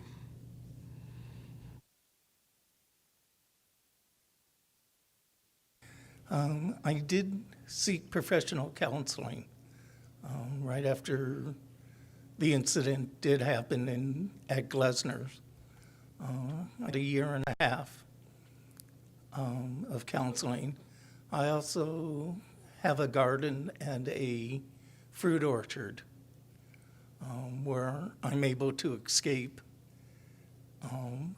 life for as long as I need to, working in the garden and the orchard. The reason I asked the question is, our role here at the board is protect the health and safety of, the citizens. And we decide to provide you with an early release. I want to make sure that when you go back into a stressful situation, and as we all know, life has a lot more than others to deal with, you have an adequate group or people or something that you can do to, take a breath and to ensure that the public is safe. Yes, I do. Having been through counseling first, it's always an option. I have a very good group of friends that we started when our daughters were in elementary school, who can help me cope using the relaxation methods. Garden also help me. Thank you. No further questions. Thank you. No, Mr. Sanchez, because you weren't here at the very beginning and didn't have the benefit of hearing everything from the beginning, you're going to sit this one out. So I'm going to go to you, Mr. Law. Do you have any? Yes. I want to ask you, now back to 2011, when you let your staff use the Seesaw password. Now, was that person a technician? Yes, it was both the technicians and other pharmacists. Now, have they found out what happened to the drug loss eventually for the things that they ordered? Was it stolen? And how was that matter resolved? Yes, we believe the medications were stolen. There was no way to prove it.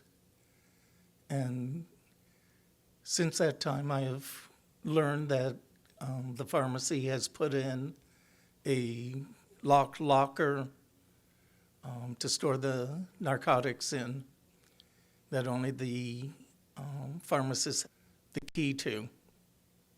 And the new pharmacist who took over my position does guard his ID and password.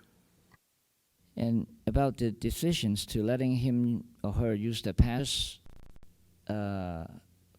ignorance on your part, or was it just something that you really didn't know at that time? I had been asked by the two other pharmacists who were both owners of the pharmacy to allow my password to be made public in case I was not there and they needed to order narcotics. So you didn't know that whether that's a violation of the pharmacy laws, did you? Wait, no, Mr. Park. If we were in a courtroom, you wouldn't be allowed to whisper in his ear right now. Let him answer the question. I'm going to give you another opportunity to ask any follow-up questions that you so desire to, if you need to rehabilitate him in any way. Are we clear? All right. So, sir, can you please answer the question? Yes, I did. It was wrong. You didn't know that was a violation? I did know it was a violation. Oh, you did know there was Yeah. a violation, but you went ahead and did it? Yes. Okay, all right. That's two different matters. So now that we as effective April the 1st, we have to do a C2 inventory every 3 months. Now, if you're going to be a PIC, you'll be responsible for all this drug inventory. Now, in the future, when you have something in question, what should you do? Well, if there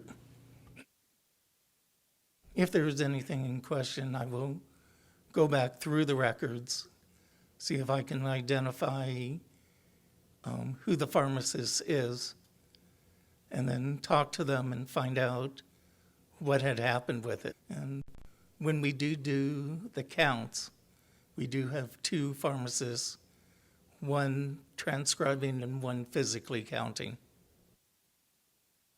And are you also aware that every Tuesday and Thursday you could call the board and ask questions to the inspector? Yes, I am. Okay, thank you. Any questions, any questions, Dr. Gutierrez? Yes, Your Honor. Okay. Good afternoon, Mr. Austin. You are currently managing controlled substances through the Pyxis C2 safe at San Dimas? Yes, I am. Been trained in the Pyxis C2 safe? Yes. Okay, so let's say you have your license fully restored, you become PIC, and you are at this Pyxis C2 safe, and you identify that there's a discrepancy on some morphine vials that you have inside the safe. What actions do you take at that point? I would go back through the records, look to see who dispensed the morphine, who checked in the morphine, find out where the discrepancy is, and then speak to that pharmacist. Would you go through? Is there a report that you'd run in C2 safe? Yes, there is.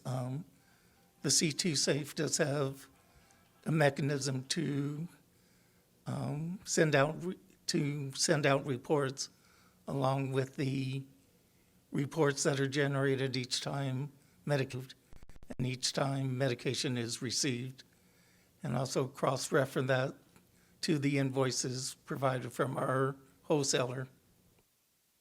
So I don't quite understand. There's a report that you would run, or you would go through the manual reports? I would do both. Annual reports on who dispensed the morphine and who logged in the morphine. And then also cross-reference that to the report I would generate out of the C2 vault, showing all the transactions for that period in time. And currently you have pharmacy technicians delivering controlled substances to Pyxis machines? Yes, we do. How do you know that the medications got to the machines if you're not, with the oversight of the technician? When the technician delivers to the Pyxis machine, a report is generated showing how many units were present, how many units were added, and how many units now remain in the Pyxis. And they staple that report to the form that we fill out when we dispense the C2s, or the controlled medications. But the report is just basically the technicians. How do you know that instead of putting 5 in, they didn't put 2 and put 3 in their pocket? Well, we sign out, let's say we sign out 5 units. We record on the form that was generated for us that we are filling 5 units. The technician will then add 5 units, and the report will be generated from that Pyxis that they added 5 units. If for some reason they added less, we would know about it once they return to the pharmacy. Ms. Butler, do you have any questions?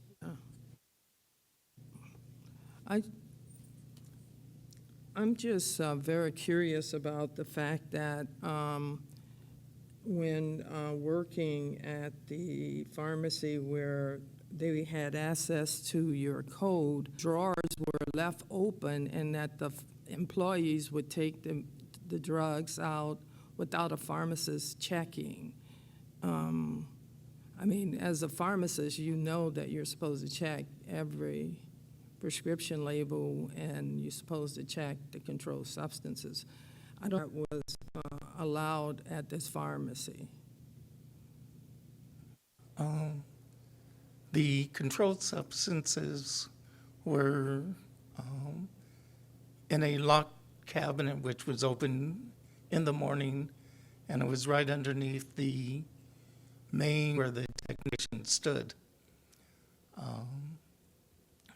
The filling technician would then obtain a bottle, pour out the correct amount, put the label on, and then along with the bottle and the filled vials, send it. When I first started working, I did ask them if we had a perpetual inventory for the controlled substances, as that had been my normal, all the places I had worked previously, and I asked them if we could, and they declined, saying that we were a busy pharmacy and it would take too long at that time for all that paperwork. You have any further questions, Ms. Butler? No. I just still don't see anything here because it basically says that the employees just would take the medications and that they would not be checked by the pharmacist at all. It would be checked because we had a counter that consisted of the main computer where the technicians would type up the prescriptions. And next to that technician was the filling technician, who would then fill the medication, then pass it to the pharmacist, who would then check the product versus the bottle and looked in the bottle and make sure things were correct. No further questions. Mr. Lippy, do you have any questions? No question. Dr. Wong, do you have any questions? Yes. So under your supervision working in the pharmacy, was it always ordered by other people instead of you on the controlled substance? No, I did most of the ordering, about 98% of the ordering. There were a few times one of the other pharmacists or one of the technicians would order. But before that, is most of the time that you were do the ordering. Yes. So you didn't have any problem with. I had not noticed the loss before. So as right now, you still don't know. Well, that's other people checking the inventory when it comes in, right? I mean that in the order. So who does check in the order? At Glesner Pharmacy, I was dismissed from my job on November 14th, so I'm not aware of the situation. While during the time that you're working there, the narcotic comes in, but who's the one who check in the order? I would check in the order.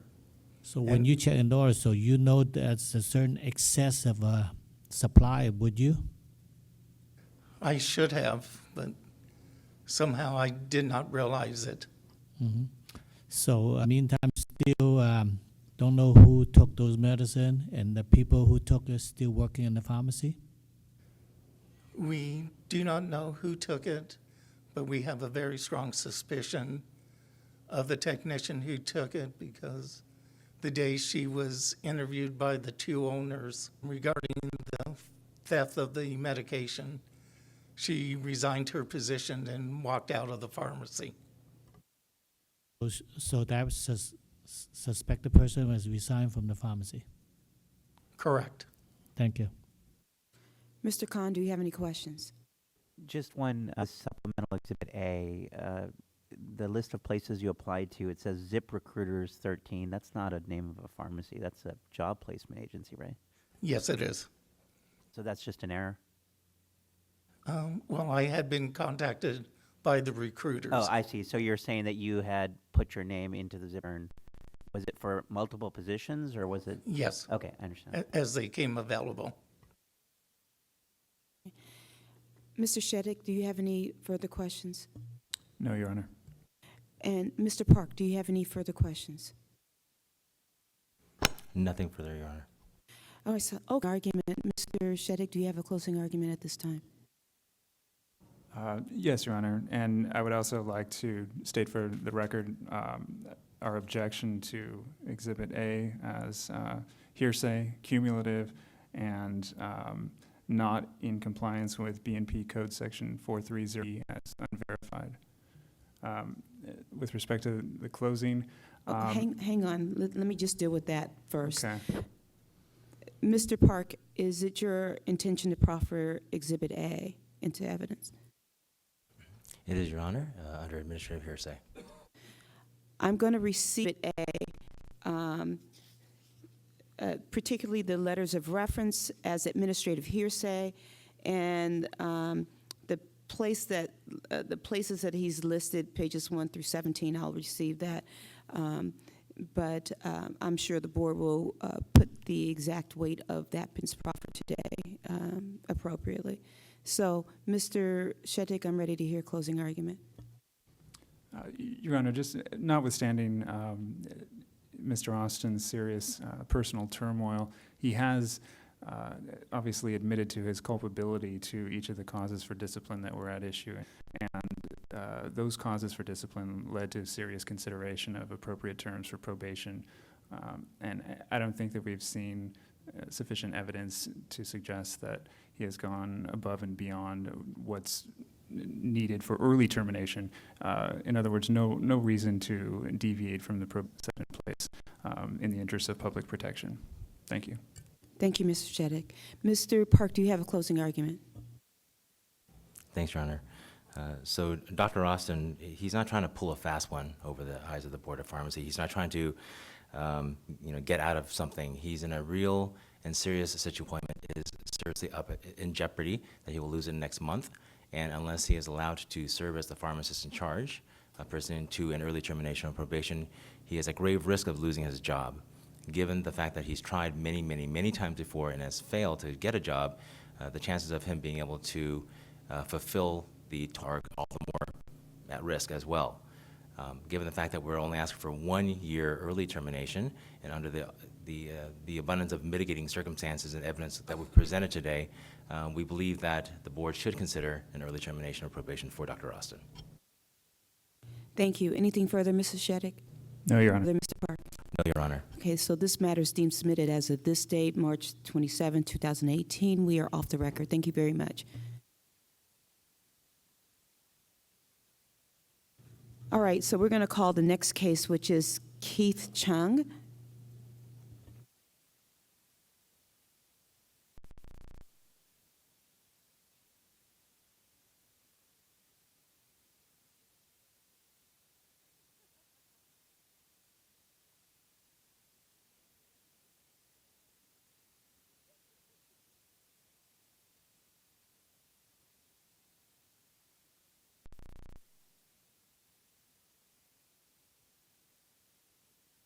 Are there any supplemental documents in this case at all?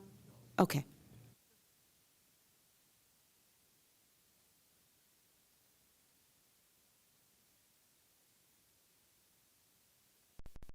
So let's get started. We're on the record in the matter of Keith Chung, RPH 50486, and this is OAH case number 2018-030-694. I'd like for the record, beginning with the Deputy Attorney General. Good morning, Your Honor. Deputy Attorney General Kevin Sheddick, appearing on behalf of the people of the state of California, pursuant to Business and Professions Code, Section 4309, and Government Code, Section 11522. Thank you, sir.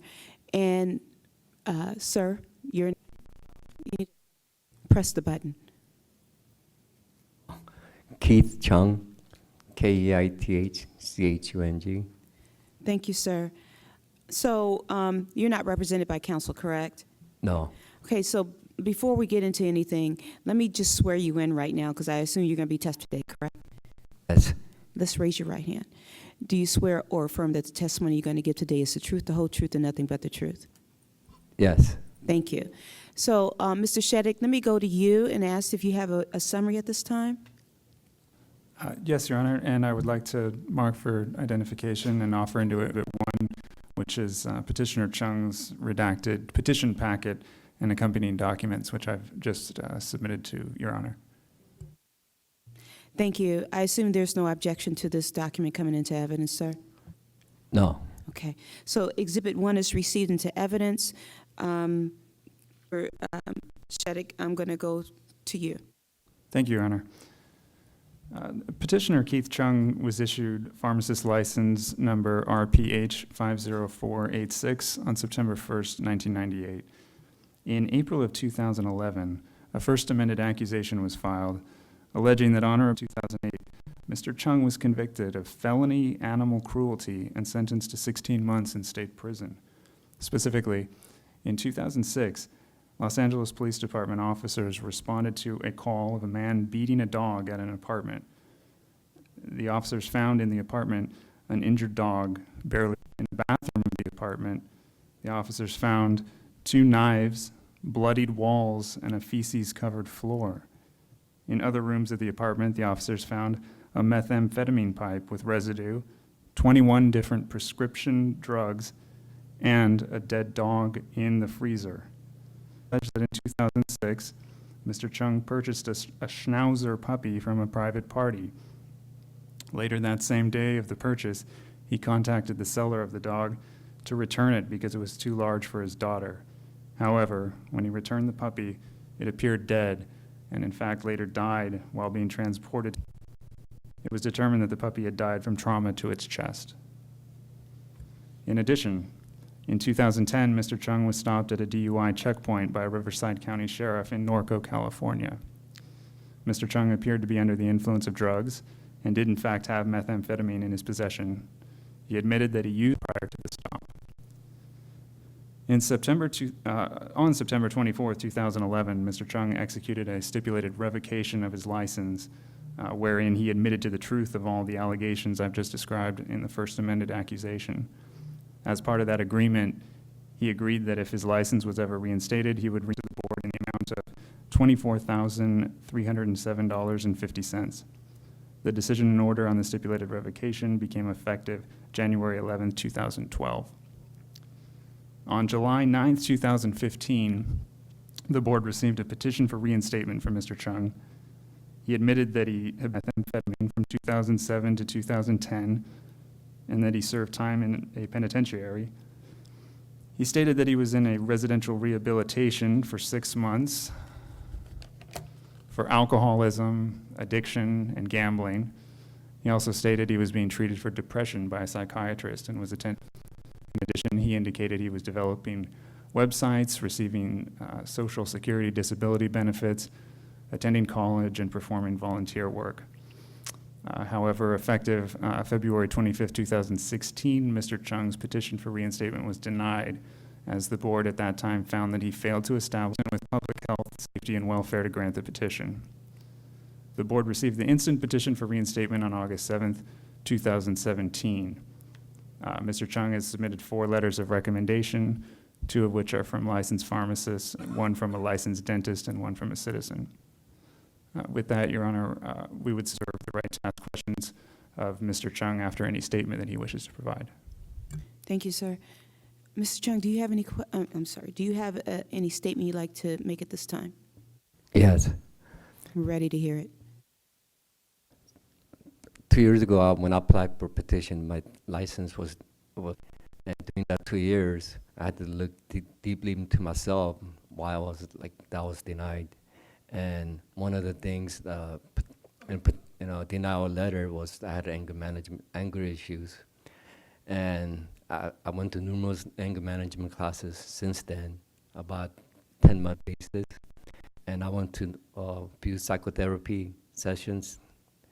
And I still go to meetings on a daily basis. And I submitted hair drug tests every 3 months since February of that year, 2000. And recently, about 2 years ago, I started going to drug counseling class, and I became a I'm in process of becoming drug counselor, and I work as a case manager at a treatment center. And last year, I received certificate of judge for my case. And since last May, I started volunteering at the Scapella, which is a Society for Cruelty to Animals, LA. And last week, I finished LA Marathon. You finished what? LA Marathon. Okay. Thank you, sir. That's it. Mr. Sheddick, do you have any questions for Mr. Chung? I do, Your Honor. You had mentioned, Mr. Chung, that you're currently employed as a case manager, is that correct? Yes. Do you have any other employment? No. That's a full-time position? Part-time. Okay. And how long have you been in that position? Since February last year. Have you been convicted of any other crimes since your license was revoked? No. Are you currently on any medications? Excuse me? Are you currently on any medications? Yes, I see psychotic Prozac and Seroquel. When was the last time you used any drugs or alcohol? Alcohol I used 2014 summer, and I've been sober since October 1st, 2014. I'm sorry, you've been sober since when? 14. Now, Mr. Chung, in connection with your arrest, the LAPD officers found a number of controlled substances in your apartment. And I understand that you testified at your last, you had planned to return those drugs to your wholesaler. Whatever happened to those drugs? LA police officers confiscated those drugs.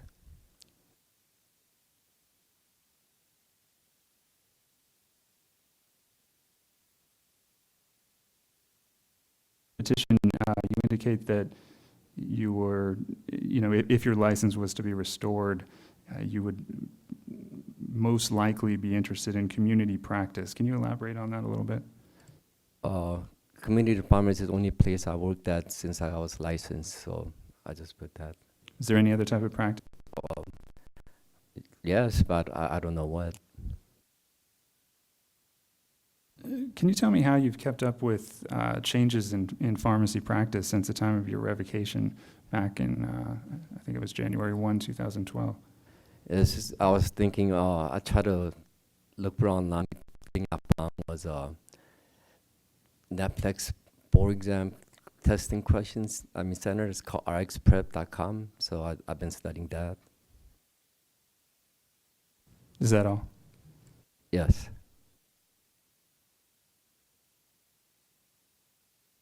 Petition packet that since your sobriety, you've been getting hair drug tested every 3 months to prove sobriety. Is that correct? Yes. And why did you choose that method of testing? Well, I was watching some of these webinars from internet, and one of the guys said that was a good idea. I'm sorry, I didn't catch your last answer. One more time, please, sir. I was watching this petitioning license on YouTube, and that's one of the petitioner was doing that, and I thought I'd pick that too. So it wasn't something that was recommended by a medical professional? And you indicated in your testimony today and in your petition packet that you've been volunteering at the Animal Adoption Center, is that correct? Yes. I noticed in your testimony at your last reinstatement hearing in 2016 that you had indicated there that you tried to volunteer at an animal hospital, but it didn't work out, that you no longer wanted to be anywhere near dogs and didn't trust yourself with pets. So I guess I would ask, what's changed since 2016 that has allowed you to feel comfortable volunteering at an animal? Well, I tried, and now that since I'm a dog trainer level 2, and I'm a cat handler, and I learned to love animals, and I'm so glad that I stopped volunteering because that changed my attitude toward animals. What do you attribute your behavior that resulted in the death of the 3 dogs? if I can answer that, I can't answer that. Well, I believe that last time around at the reinstatement hearing, you attributed some of your behavior to methamphetamine psychosis. Is that correct? Do you still believe that that was a reason?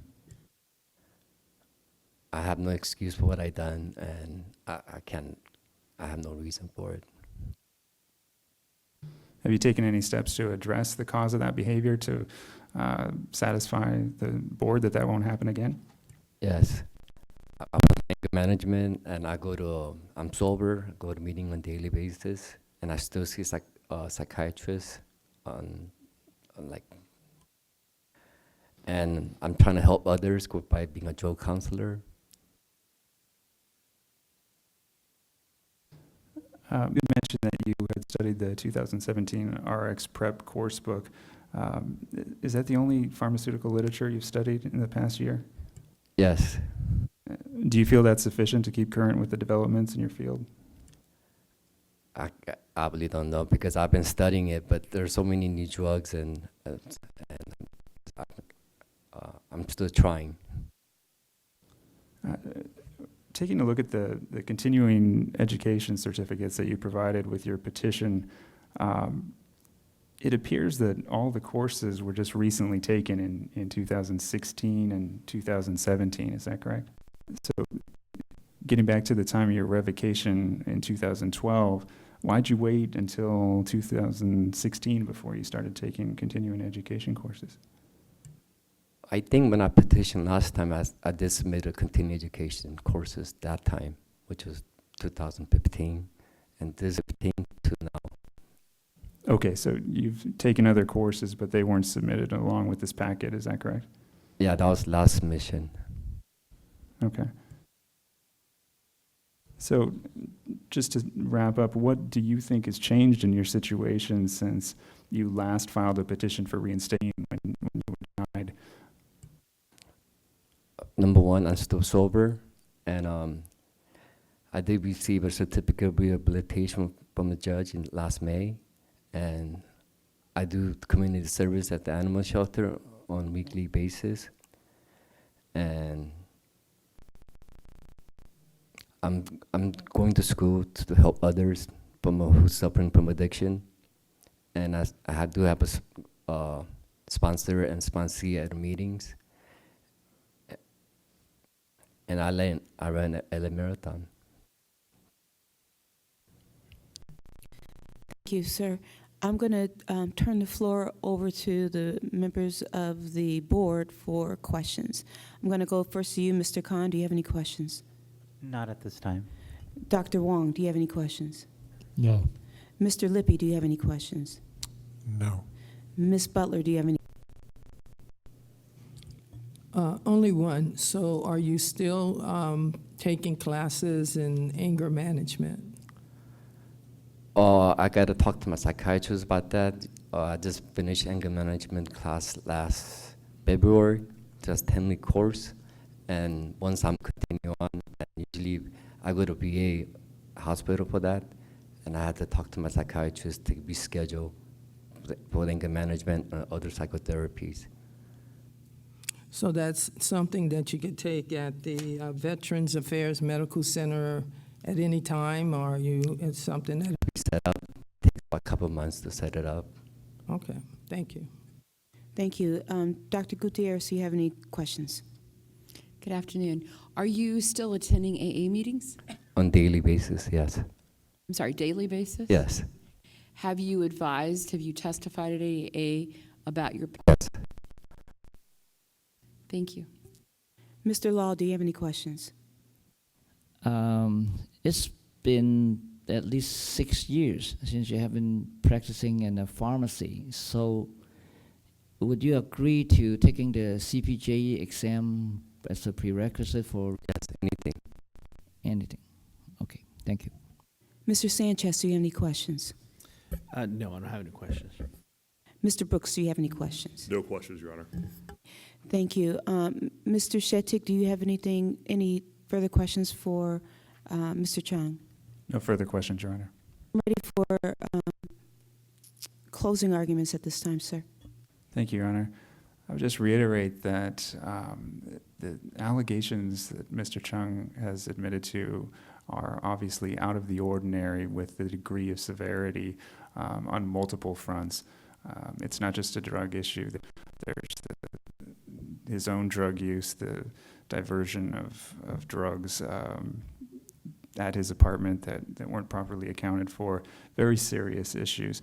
And yet, today, I don't see that anything has changed from the 2016 denial because Mr. been able to articulate a reason for his behavior, this despite all this time in meetings and having opportunities to discuss what he did and why he did it. So, you know, I would reiterate that the petition for reinstatement was denied in the interest and should be denied again for that reason. Thank you, Your Honor. Thank you, sir. Mr. Chung, do you have any closing statement you'd like to make at this time? I'd like to say that the reason I didn't articulate any reasons what I did, because I have no excuse for what I done. But I have no excuse. I'm not trying to blame anything or anybody. I have to live with that. That's the reason I didn't try to explain why I did what I did.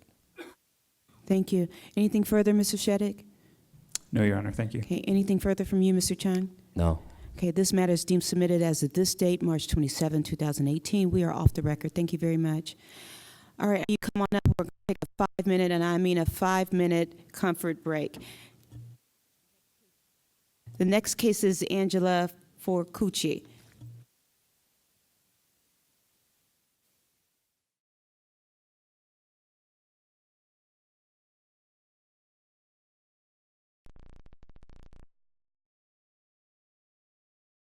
All right, so let's go on the record.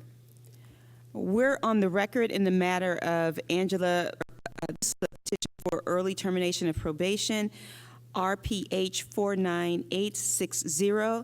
This is also OAH number 2018-030753. I'd like for the parties to state their appearances for the record, beginning with the Deputy Attorney General, please. General Lisa Miller, appearing on behalf of the people of the state of California. Thank you. And for our petitioner? Angela Forcucci. Thank you. Good, is it afternoon? Good afternoon, everybody. Yes, this afternoon. All right. So I'd like to, for Forcucci, since you're not represented by counsel, to swear you in right now before we get into the nuts and bolts of this hearing. Is that fine with you? Yes, that's fine. Can you please raise your right hand? Do you swear or affirm that the testimony you're about to give is the truth, the whole truth, and nothing but the truth? Yes, I do. Thank you.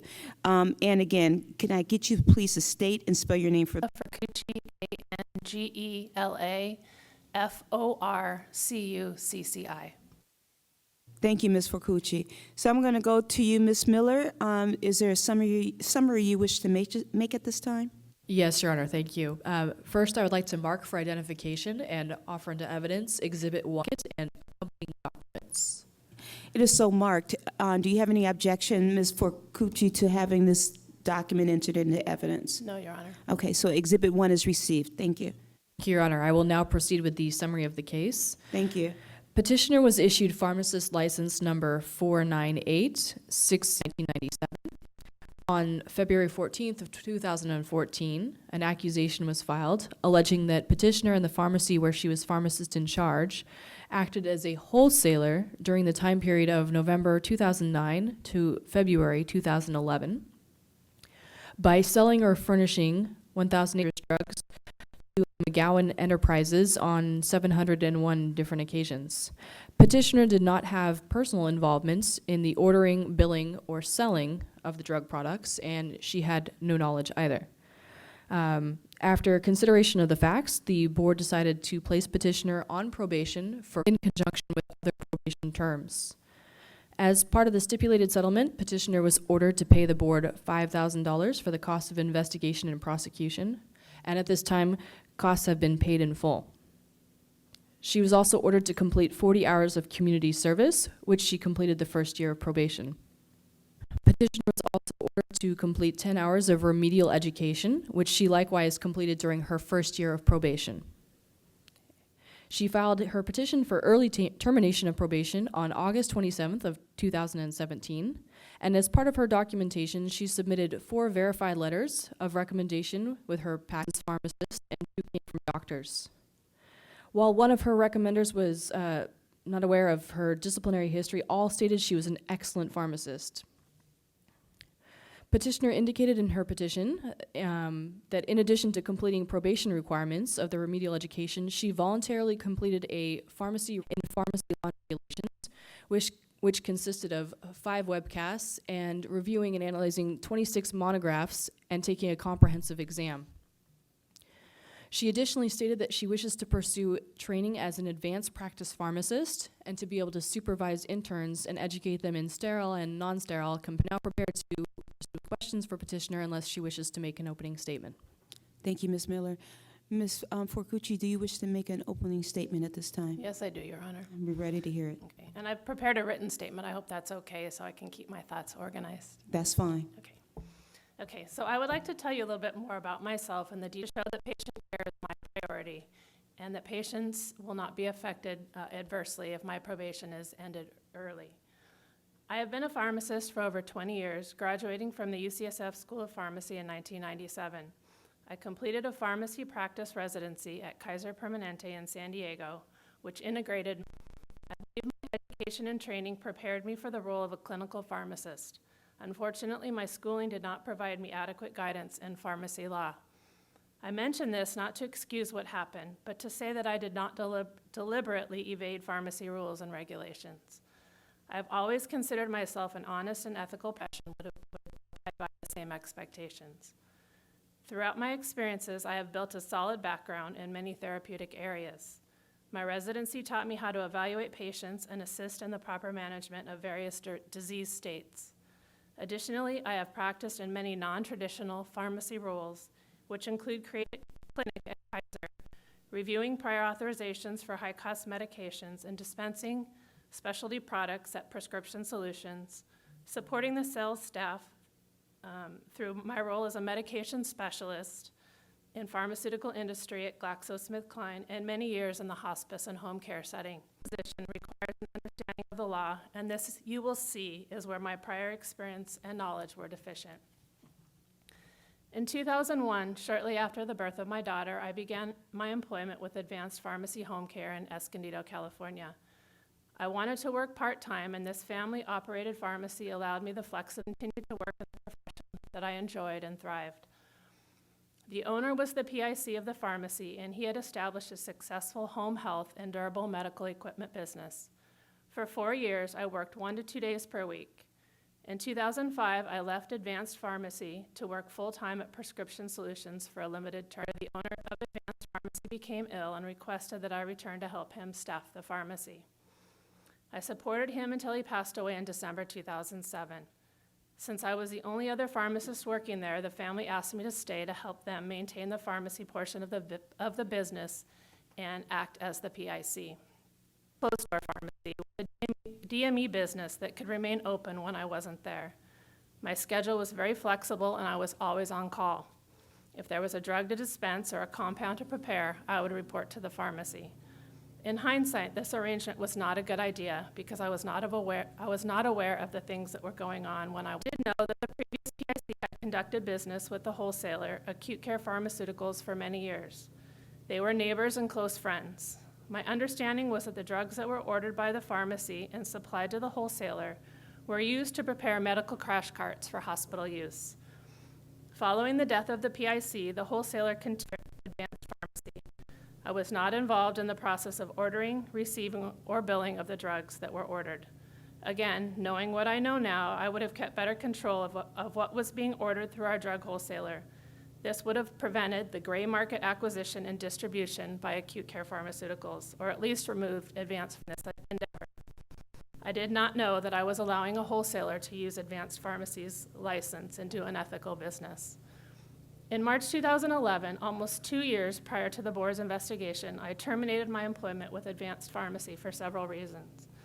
They had owed me almost $20,000 of unpaid wages, and the pharmacy, up until this point, I had stayed there because I wanted to help the family keep their business going.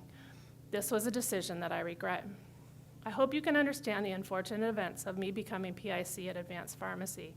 I was not prepared for that role, nor did I realize the obligation and responsibility that was required, although at the time I thought I did, both for all pharmacy-related business and compliance of the laws governing the operation of the pharmacy. I took on this duty without having a complete understanding of the laws concerning sales to a wholesaler. I did not know that I was being taken advantage of, resulting in a violation of pharmacy law. I would never have let that happen willingly. My ability for failing to supervise the actions that were occurring at the pharmacy, and I am truly sorry for any patient harm that could have occurred. Learning from my experience, I shouldn't have allowed the technician to sign for the delivery of dangerous drugs from the drug wholesaler without proper control of inventory. In doing so, the management of the drugs was not supervised by a pharmacist. I have always been a patient care advocate, ultimately concerned about the patient's health and wellness. Through pharmaceutical care, I help to achieve positive outcomes by providing medications that improve the patient's quality of life. I am a trained professional and committed to public service. I have worked in the hospice setting for medications for patients with terminal illnesses. Furthermore, I am on call 24 hours a day, 7 days a week. I believe this demonstrates the dedication I have toward my practice and the pledge I have to devote myself to a lifetime of service to others. I have worked at Advanced Care Pharmacy, which is a different company owned by a different employer, since 2000, awarded Pharmacist of the Year by my employer in recognition of my outstanding performance in all areas of pharmacy, infusion, and compounding services. On a daily basis, I consult and discuss drug therapy with prescribers, directly contributing to the outcomes of our patients. I know that I am accountable for the charges surrounding this accusation due to the pharmacy home care. Please know that I have learned a valuable lesson from this disciplinary action and am much more aware of the conduct of other personnel in the pharmacy where I currently work. I have studied pharmacy laws and regulations focusing on changes in the law that have occurred. I have completed numerous CEs in pharmacy law since the discipline was initiated. Pharmacy Regulatory Specialist Certificate Program designed to provide enhanced education in pharmacy law and regulations. I believe the purpose of my probation has been to allow me to redeem and educate myself and demonstrate my understanding of public safety. I became a pharmacist to help people and provide essential drug treatment. I would never intentionally money. What happened between advanced pharmacy and acute care pharmaceuticals is a terrible thing, and I am ashamed and remorseful that I didn't recognize it so that I could have prevented it. During my rehabilitation, I have learned more about the law, what my responsibilities are, and how I can do my job better.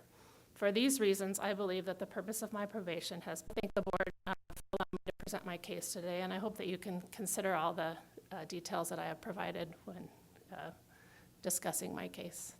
Thank you. Thank you, ma'am. Ms. Miller, do you have any questions for Ms. Forcucci?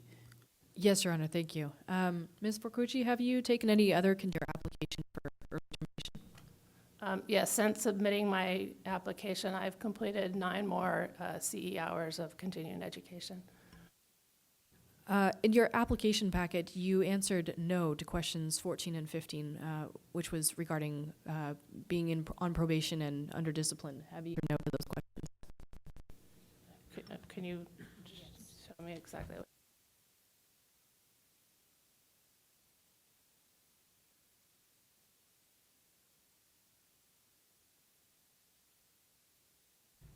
So question number 14 asked, are you now on probation or administrative violations in this state or other states? And you marked no.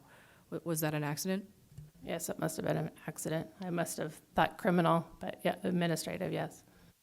Okay, and question number 15 asked, have you ever had disciplinary action taken against your pharmacist license in this state? And you also checked no. Just the current. And how many hours per month are you employed at, or per week are you employed at Advanced Care Pharmacy? It varies. Since I'm always on call, I don't have set hours, but approximately 25 to 30 hours per week. No further questions, Your Honor. So what I'm going to do is turn the floor over to the board, and I'm going to start over to my right this time. Mr. Brooks, do you have any questions? No questions, Your Honor. Okay. Mr. Sanchez, do you have any questions? No questions. Mr. Law, do you have any questions? Were you a member of any professional organization since you graduate from school? Since I've graduated, I was very active in my pharmacy school at the time and was part of APHA. And most recently, I renewed my my in CPHA. After you graduate? Since I've graduated, yes. Since you to be? Okay, now, for the ordeal that you went through, what would be the best advice you would give to the pharmacy student or any other pharmacist to prevent them from going through what you just did? That's a very good question. You know, like I said, it was a small, independent, family-owned business with one other pharmacist besides myself until he passed away. And I think you just have to be very diligent in what's going on and not let things occur behind your back. Unfortunately, since there were two separate businesses, I wasn't there. Study the law. I think there's a lot more to be learned to be PIC. You assume too much, and you can't trust. You know, you have to be very knowledgeable of other situations. And unfortunately, when I went to school back in the 90s, I don't think we dove into the law like how much more there needs to be learned for pharmacists that are graduating today. And there's just too much to take for granted. I mean, you spend a lot of time studying a lot, and you know, to have your license lost or put on probation is a big risk. So now, would you think the schools right now are doing the right thing to educate the students? I can't answer that. I don't know if they are. I think, in my opinion, I mean, what you guys are doing with the designated representatives is a good thing. I think that should also be done with the PICs. I think that there could be a course or some test that could be taken for pharmacists that are considering to be a PIC. Because like I said, you don't realize until something happens like this. And if we do grant you the early terminations, would you be willing to go back to your school and try to teach the students something that what you went through? Maybe, hopefully, nobody would become the next person like you? I would be willing. Diego, now that UCSD does have a program, I would definitely be willing to teach others to avoid situations that I fell into. Dr. Gutierrez, do you have any questions? Thanks for coming, Dr. Furcucci. No questions. Ms. Butler, do you have any questions? Yes, because I remember being asked to be a PIC, and I refused because of all the responsibilities, and then also where I am employed, I asked that a CE be given for PICs, and I think that that is something really important, needs to be done even more so that you really understand what you're taking on when you take on the position of a PIC. But thank you for thank you. Doing all the things that you've done to rehabilitate yourself. Thank you. Thank you. Mr. Lippy, do you have any questions? Yes. What would it enable you to do that you're not doing now? Because it sounds like you're fully employed and so on. So. Yeah, I am very fortunate to have an employer who is very supportive of me. What if my probation was terminated early? The things I consider the advanced pharmacy practice specialist program. One main thing at my current place of employment, we do have a lot of pharmacist interns that come through, and because I cannot supervise them, that makes it a little difficult, and I am founding, so that's a big piece of pharmacy that I could help train those individuals. And then lastly would be my supervised practice. I mean, it's minimal, but it does pose a problem on a daily basis because, you know, it'd be easier if I could operate independently. Thank you. Dr. Wong, do you have any questions? No question. Okay. And Mr. Khan, do you have any questions? I do not, thanks. Okay. Ms. Miller, do you have anything further? I don't, Your Honor. Thank you. Okay. And so what I'd like to do then is this time. Your Honor, I will submit. Okay. And do you have anything further? Nothing further. All right. Well, this matter is deemed submitted as of this date, March 27, 2018, and we are off the record. Thank you very much. I'd like to call the final case, Charles Walker. Would you come on up?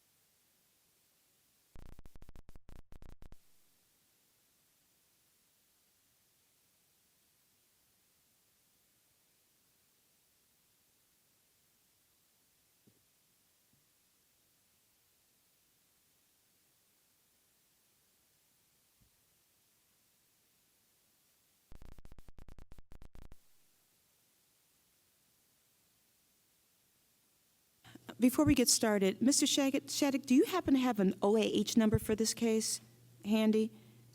If you don't, no worries. We'll just go with what we've got so far. I don't think I do, Your Honor. I found that OAH number is fine. And what we're also going to do before we go on the record, we're going to mark, just for identification, Mr. Walker, these supplemental exhibits you gave us, okay? So I'm going to September 28th letter from Christina Olson. Yes.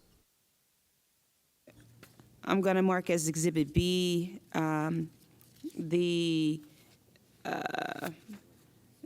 document from San Diego Orthopedic Associates. I'm going to marking as Exhibit C the letter from Ruben Velasquez. Yes. I'm marking as Exhibit D the X-ray. Yes. Okay. Your Honor, is there just the one copy that's being circulated? We have 2 different copies being circulated among the board members. Is there Petitioner has something- just handed me a copy, thank you. Oh, okay, all right. Your Honor, before we start, I may have a conflict. Do you have a conflict? What is it? I'm gonna, could I ask the gentleman, Charlie Walker, if he has a brother by the same name? Record. Do you have to have a brother by the same name in San Francisco, or a relative? By the name of Charles Walker? Yes. No. All right. I do not have a conflict then. Thank you.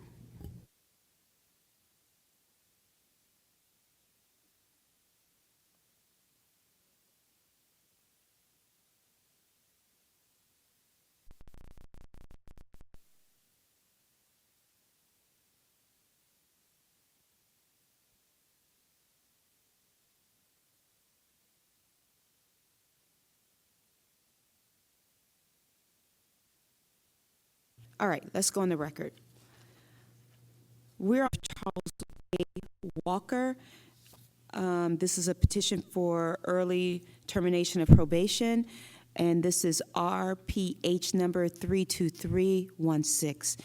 I'd like for the parties to state their appearances for the record, beginning with the Deputy Attorney General. Good afternoon, Deputy Attorney General Kevin of California, pursuant to Business and Professions Code Section 4309 and Government Code Section 11522. Thank you. And for our petitioner? Do you just want my name or? Yes, please. Charles A. Walker. I'm referred to as Danny sometimes. I'm sorry, you refer. NNY. Okay, all right, thank you. So I note that you're not represented by counsel, so what I'm going to do is I'm going to just swear you in right now. Thank you for being ready. Raise your right hand. Do you swear or affirm that the testimony you're about to give is the truth, the whole truth, and nothing but the truth? I do. Thank you. You, Mr. Shattuck, if you wish to make a summary at this time. Yes, Your Honor, and I would like to mark for identification and offer into evidence Exhibit 1, which is Mr. Walker's redacted petition packet and accompanying documents. And it is so marked. Do you have any objection to evidence? No. Exhibit 1 is received. Thank you, Your Honor. Petitioner Charles Walker was issued pharmacist license number RPH 32316 on August 14th, 1978. In February of 2011, an accusation was filed alleging in 2009 and smoked marijuana on a daily basis. The board issued a decision after non-adoption effective June 22nd, 2012. Pursuant to the decision and order, Mr. Walker's pharmacist license was revoked, the revocation was stayed, and placed on probation for 3 years. The board $6,057.50 in costs, which have been paid in full.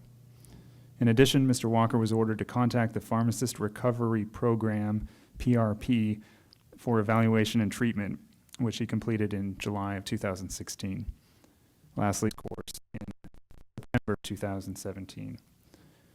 On April 4th, 2016, the board filed a petition to revoke probation based on Mr. Walker, number one, failing to obey all the laws in that he made a false statement under penalty of perjury that he when he had not.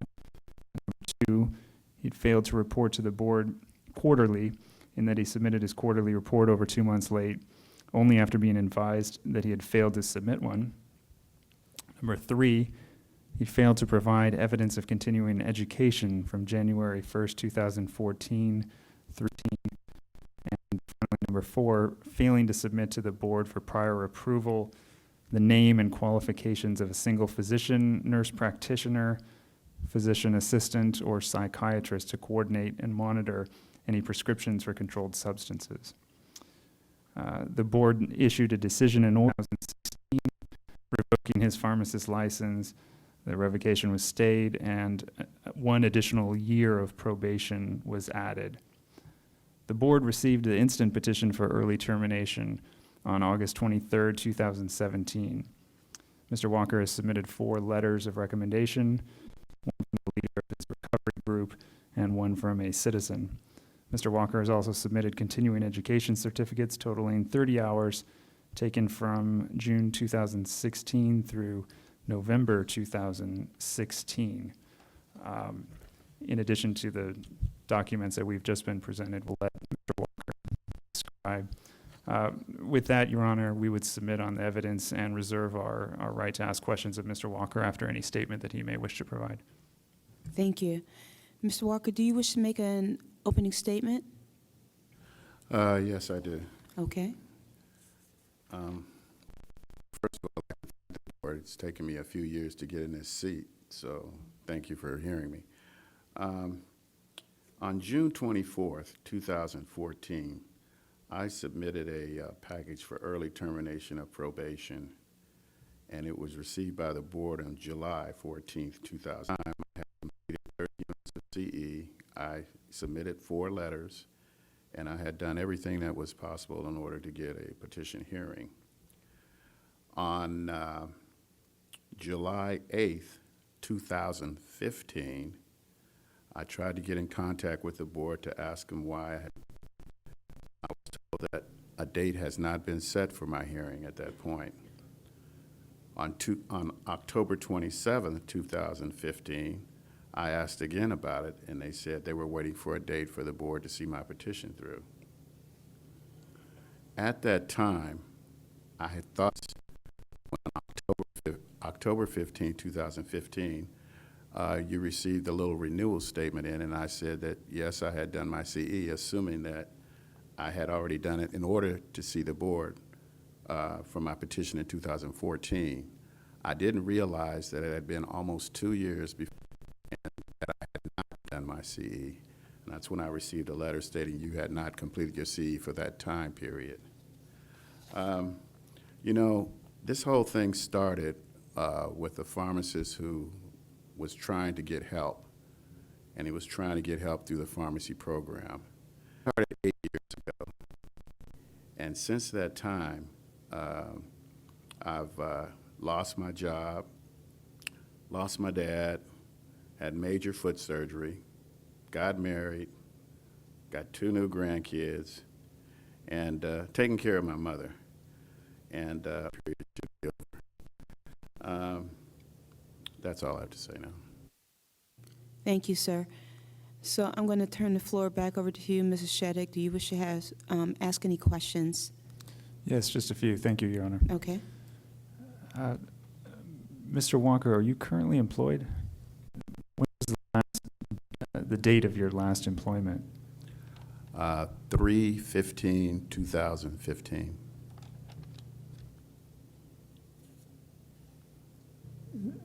And since then, you haven't done any work at all, not even part-time work? No. When was the last time you used drugs or alcohol? October 10th, 2010. And what did you use on that date? Alcohol and marijuana. And you haven't used either since that date? No, I have not. What do you believe was the cause of your behavioral use of marijuana? Well, I owned a pharmacy, and I had a technician there that I had trained since she was 17 years old. At 41 years old, she died all of a sudden. They said it was H1N1, and that kind of very close to this person. And it bothered me a lot, to the point where I had to see a psychiatrist, and I went through a lot of changes about this. This is like losing your daughter, your wife, and every day of the week, Monday through Saturday, and that hurt me a lot, and that's what I think caused this to happen. Have you taken any steps to address that behavior? Yeah, well, my first program I went through, a recovery program with the John Muir Hospital, which was a 2-year program. Next program, which was another, it was supposed to be 3 years, but it ended up being 4 years. And attended a lot of MA meetings, AA meetings, NA meetings, something that I had never known anything about since that time. Did you feel? I think that the John Muir program, the first program I went through, the 2-year program, was an excellent program, and I think that that was a major help for me. Then I went to the board, and they stated that that wasn't enough, that I had to go through the Maximus program. So I went through that program too, and that was a very strenuous program and very expensive program. But I learned a lot through that program. I noticed in your filing you indicate that the petition to revoke, you said it was based on 30 units of CE. You understand that there was a lot more to it than that, right? That you admitted to each of the 5 causes to revoke in the petition to revoke probation, and it was based on those admissions and a stipulated settlement that your probation was extended an additional year, correct? Correct. And basically what she said to me was that, you know, in normal situations, your license would be revoked and we wouldn't do anything about it, and that would be the end of your case. So you are lucky to be able to get a second chance to keep your license if you accept this stipulation.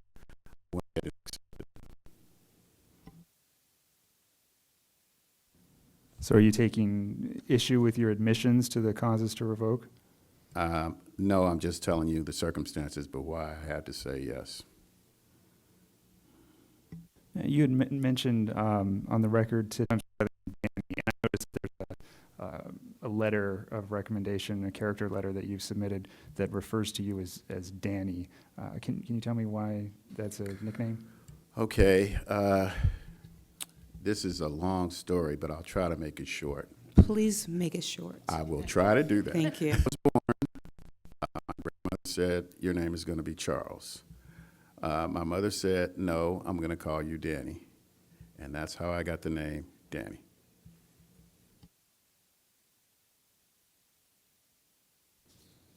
Okay, can you tell me why you think your probation should be terminated early? I feel like I've went through 2 recovery programs.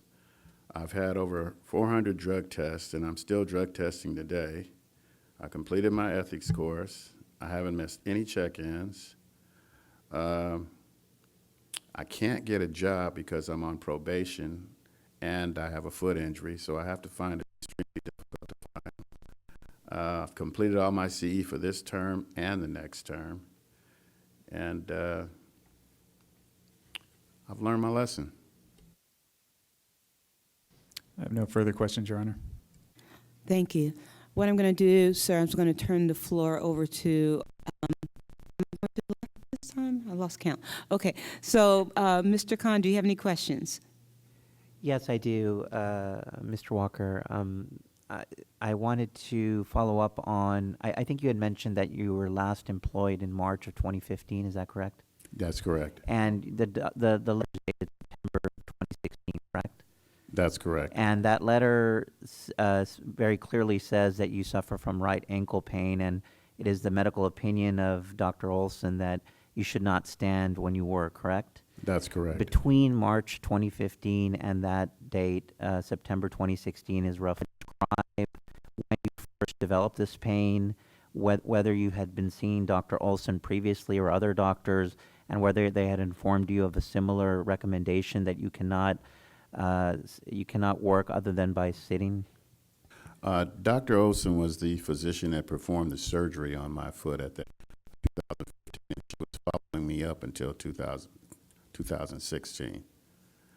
I was still employed with Walgreens in 2016, but I was unable to work. After April of 2016, I was terminated because I couldn't work. I see. So if I understand, you actually were employed and were working up until April 2016, or when did you actually stop working? I stopped working March 2015 when I had my surgery. So then between March 2015 and April 2016, you were still technical? Yes. Okay, how do you explain that? I couldn't walk, and I was going through rehab for my surgery. So, okay, I just want to understand. So then you were on medical leave? Medical leave, disability. Understood. And so, and you described that you cannot, you had in positions where you were allowed to sit for that medical accommodation? Yeah, I have several employments I've sought, and I didn't give them that piece of paper.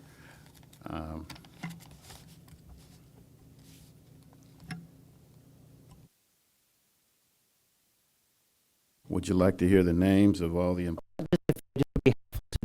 The efforts you took to seek employment, just for this board to understand?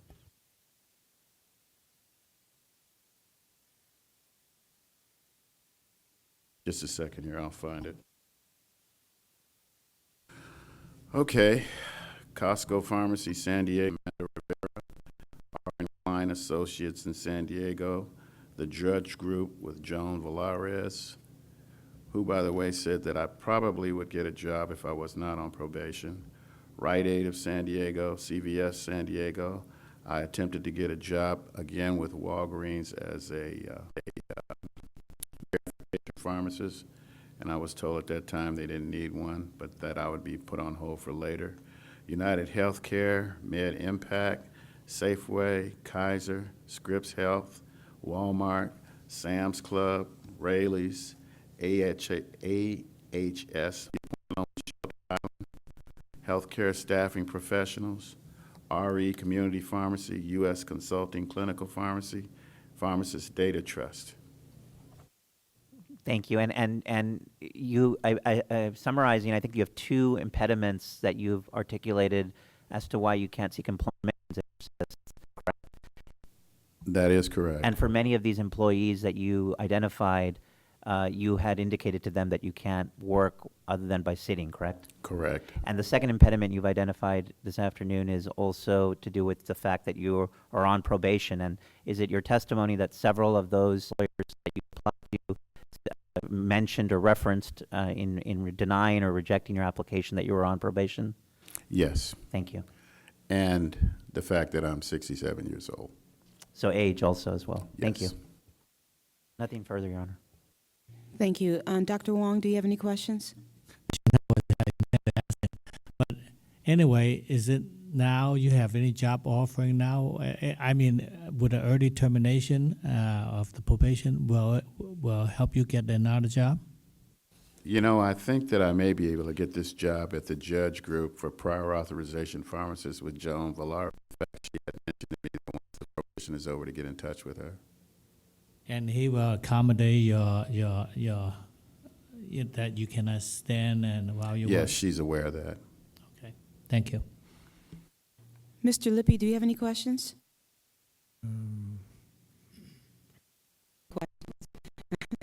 I had one, but no. Okay. Ms. Butler, do you have any questions? Yes. Okay. Okay, so I just want to verify that. So it was in February of 2010 so it's been 8 years since you've had, and I think that's all I need to know. Thank you. Okay. Thank you. Dr. Gutierrez, do you have any questions? No questions. Mr. Law, do you have any questions? Just one. From the last incident that you mentioned, because the passing of your to drugs and smoking pot. Now that you mentioned you're married, right? Yes. Okay, now if anything happened to your loved ones now, how do you handle this? Well, I think I had a stern test recently in California. And I moved there because my dad insisted that I come home. And when I got home, I was with my dad for a while, and he passed away.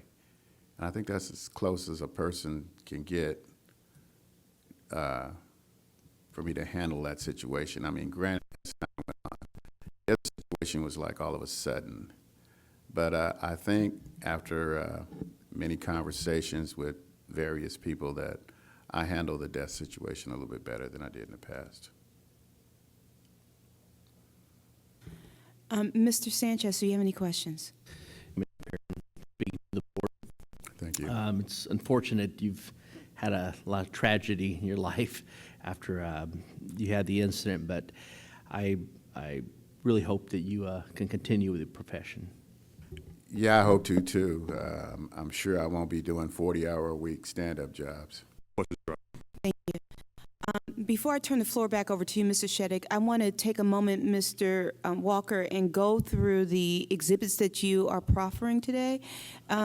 There is Exhibit A, which is a letter dated September 28, 2016 from Dr. Offering that letter to the board at this time. She was the surgeon that did the surgery on my foot. And she, what's the point of this letter? well, she was the first one to recommend that if I do work again, that I don't stand as much as I used to. Okay. A document from San Diego Orthopedic Associates. That is a letter from Dr. Kopp, who was my attendant physician in San Diego after the surgery. And your purpose in presenting this is what? He also stated that I should be in a sedimentary.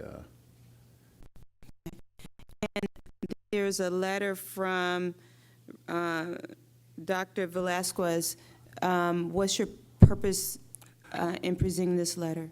Well, Dr. Velasquez was under the impression that my probation was going to be terminated after I applied for early termination, and later on I was put on probation again for the CE requirements. So your purpose for presenting this letter is what? To show that he was an attending physician for me. Okay. Whilst I was on this program.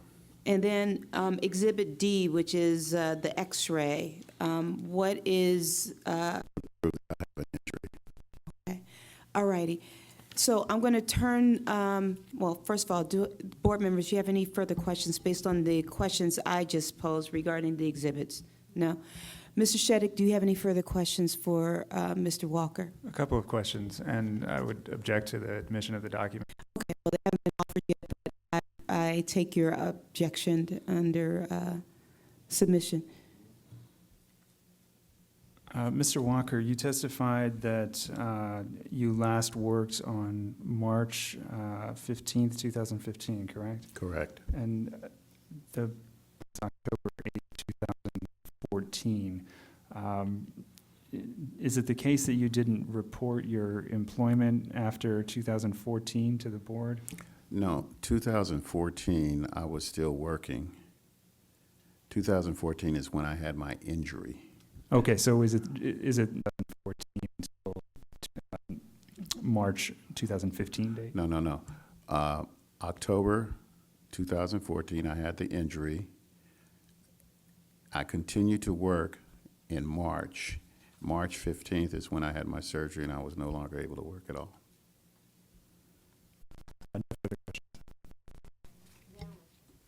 Now let's talk about these exhibits. Do you wish to proffer Exhibit 1, offer it into evidence at this time, sir? Yes, ma'am. Any objection to Exhibit A? Yes, Your Honor. Hearsay and relevance. Okay. I'm going to receive Exhibit A as an objection. Same objection. I'm going to receive Exhibit B as administrative hearsay. Exhibit C, any objection? Same objections. I'm going to receive Exhibit C as administrative hearsay, and Exhibit D. Same objections. Okay, I'm going to receive Exhibit D as administrative hearsay. So, evidence at this time. Mr. Sheddick, do you have a closing argument you wish to make at this time? Yes, Your Honor. Just briefly, Mr.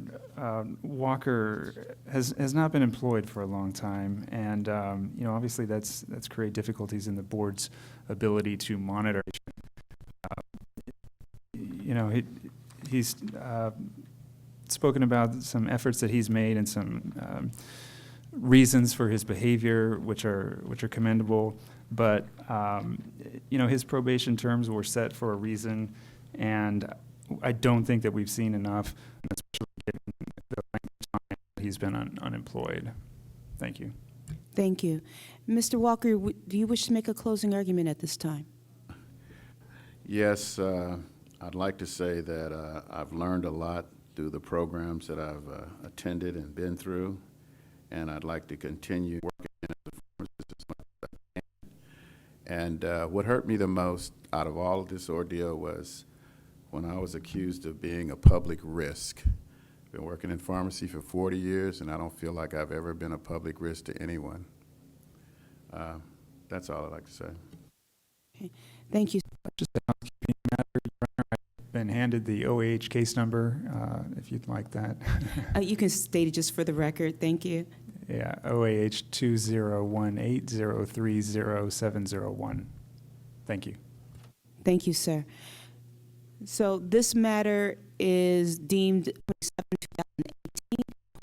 We are off the record. Thank you very much.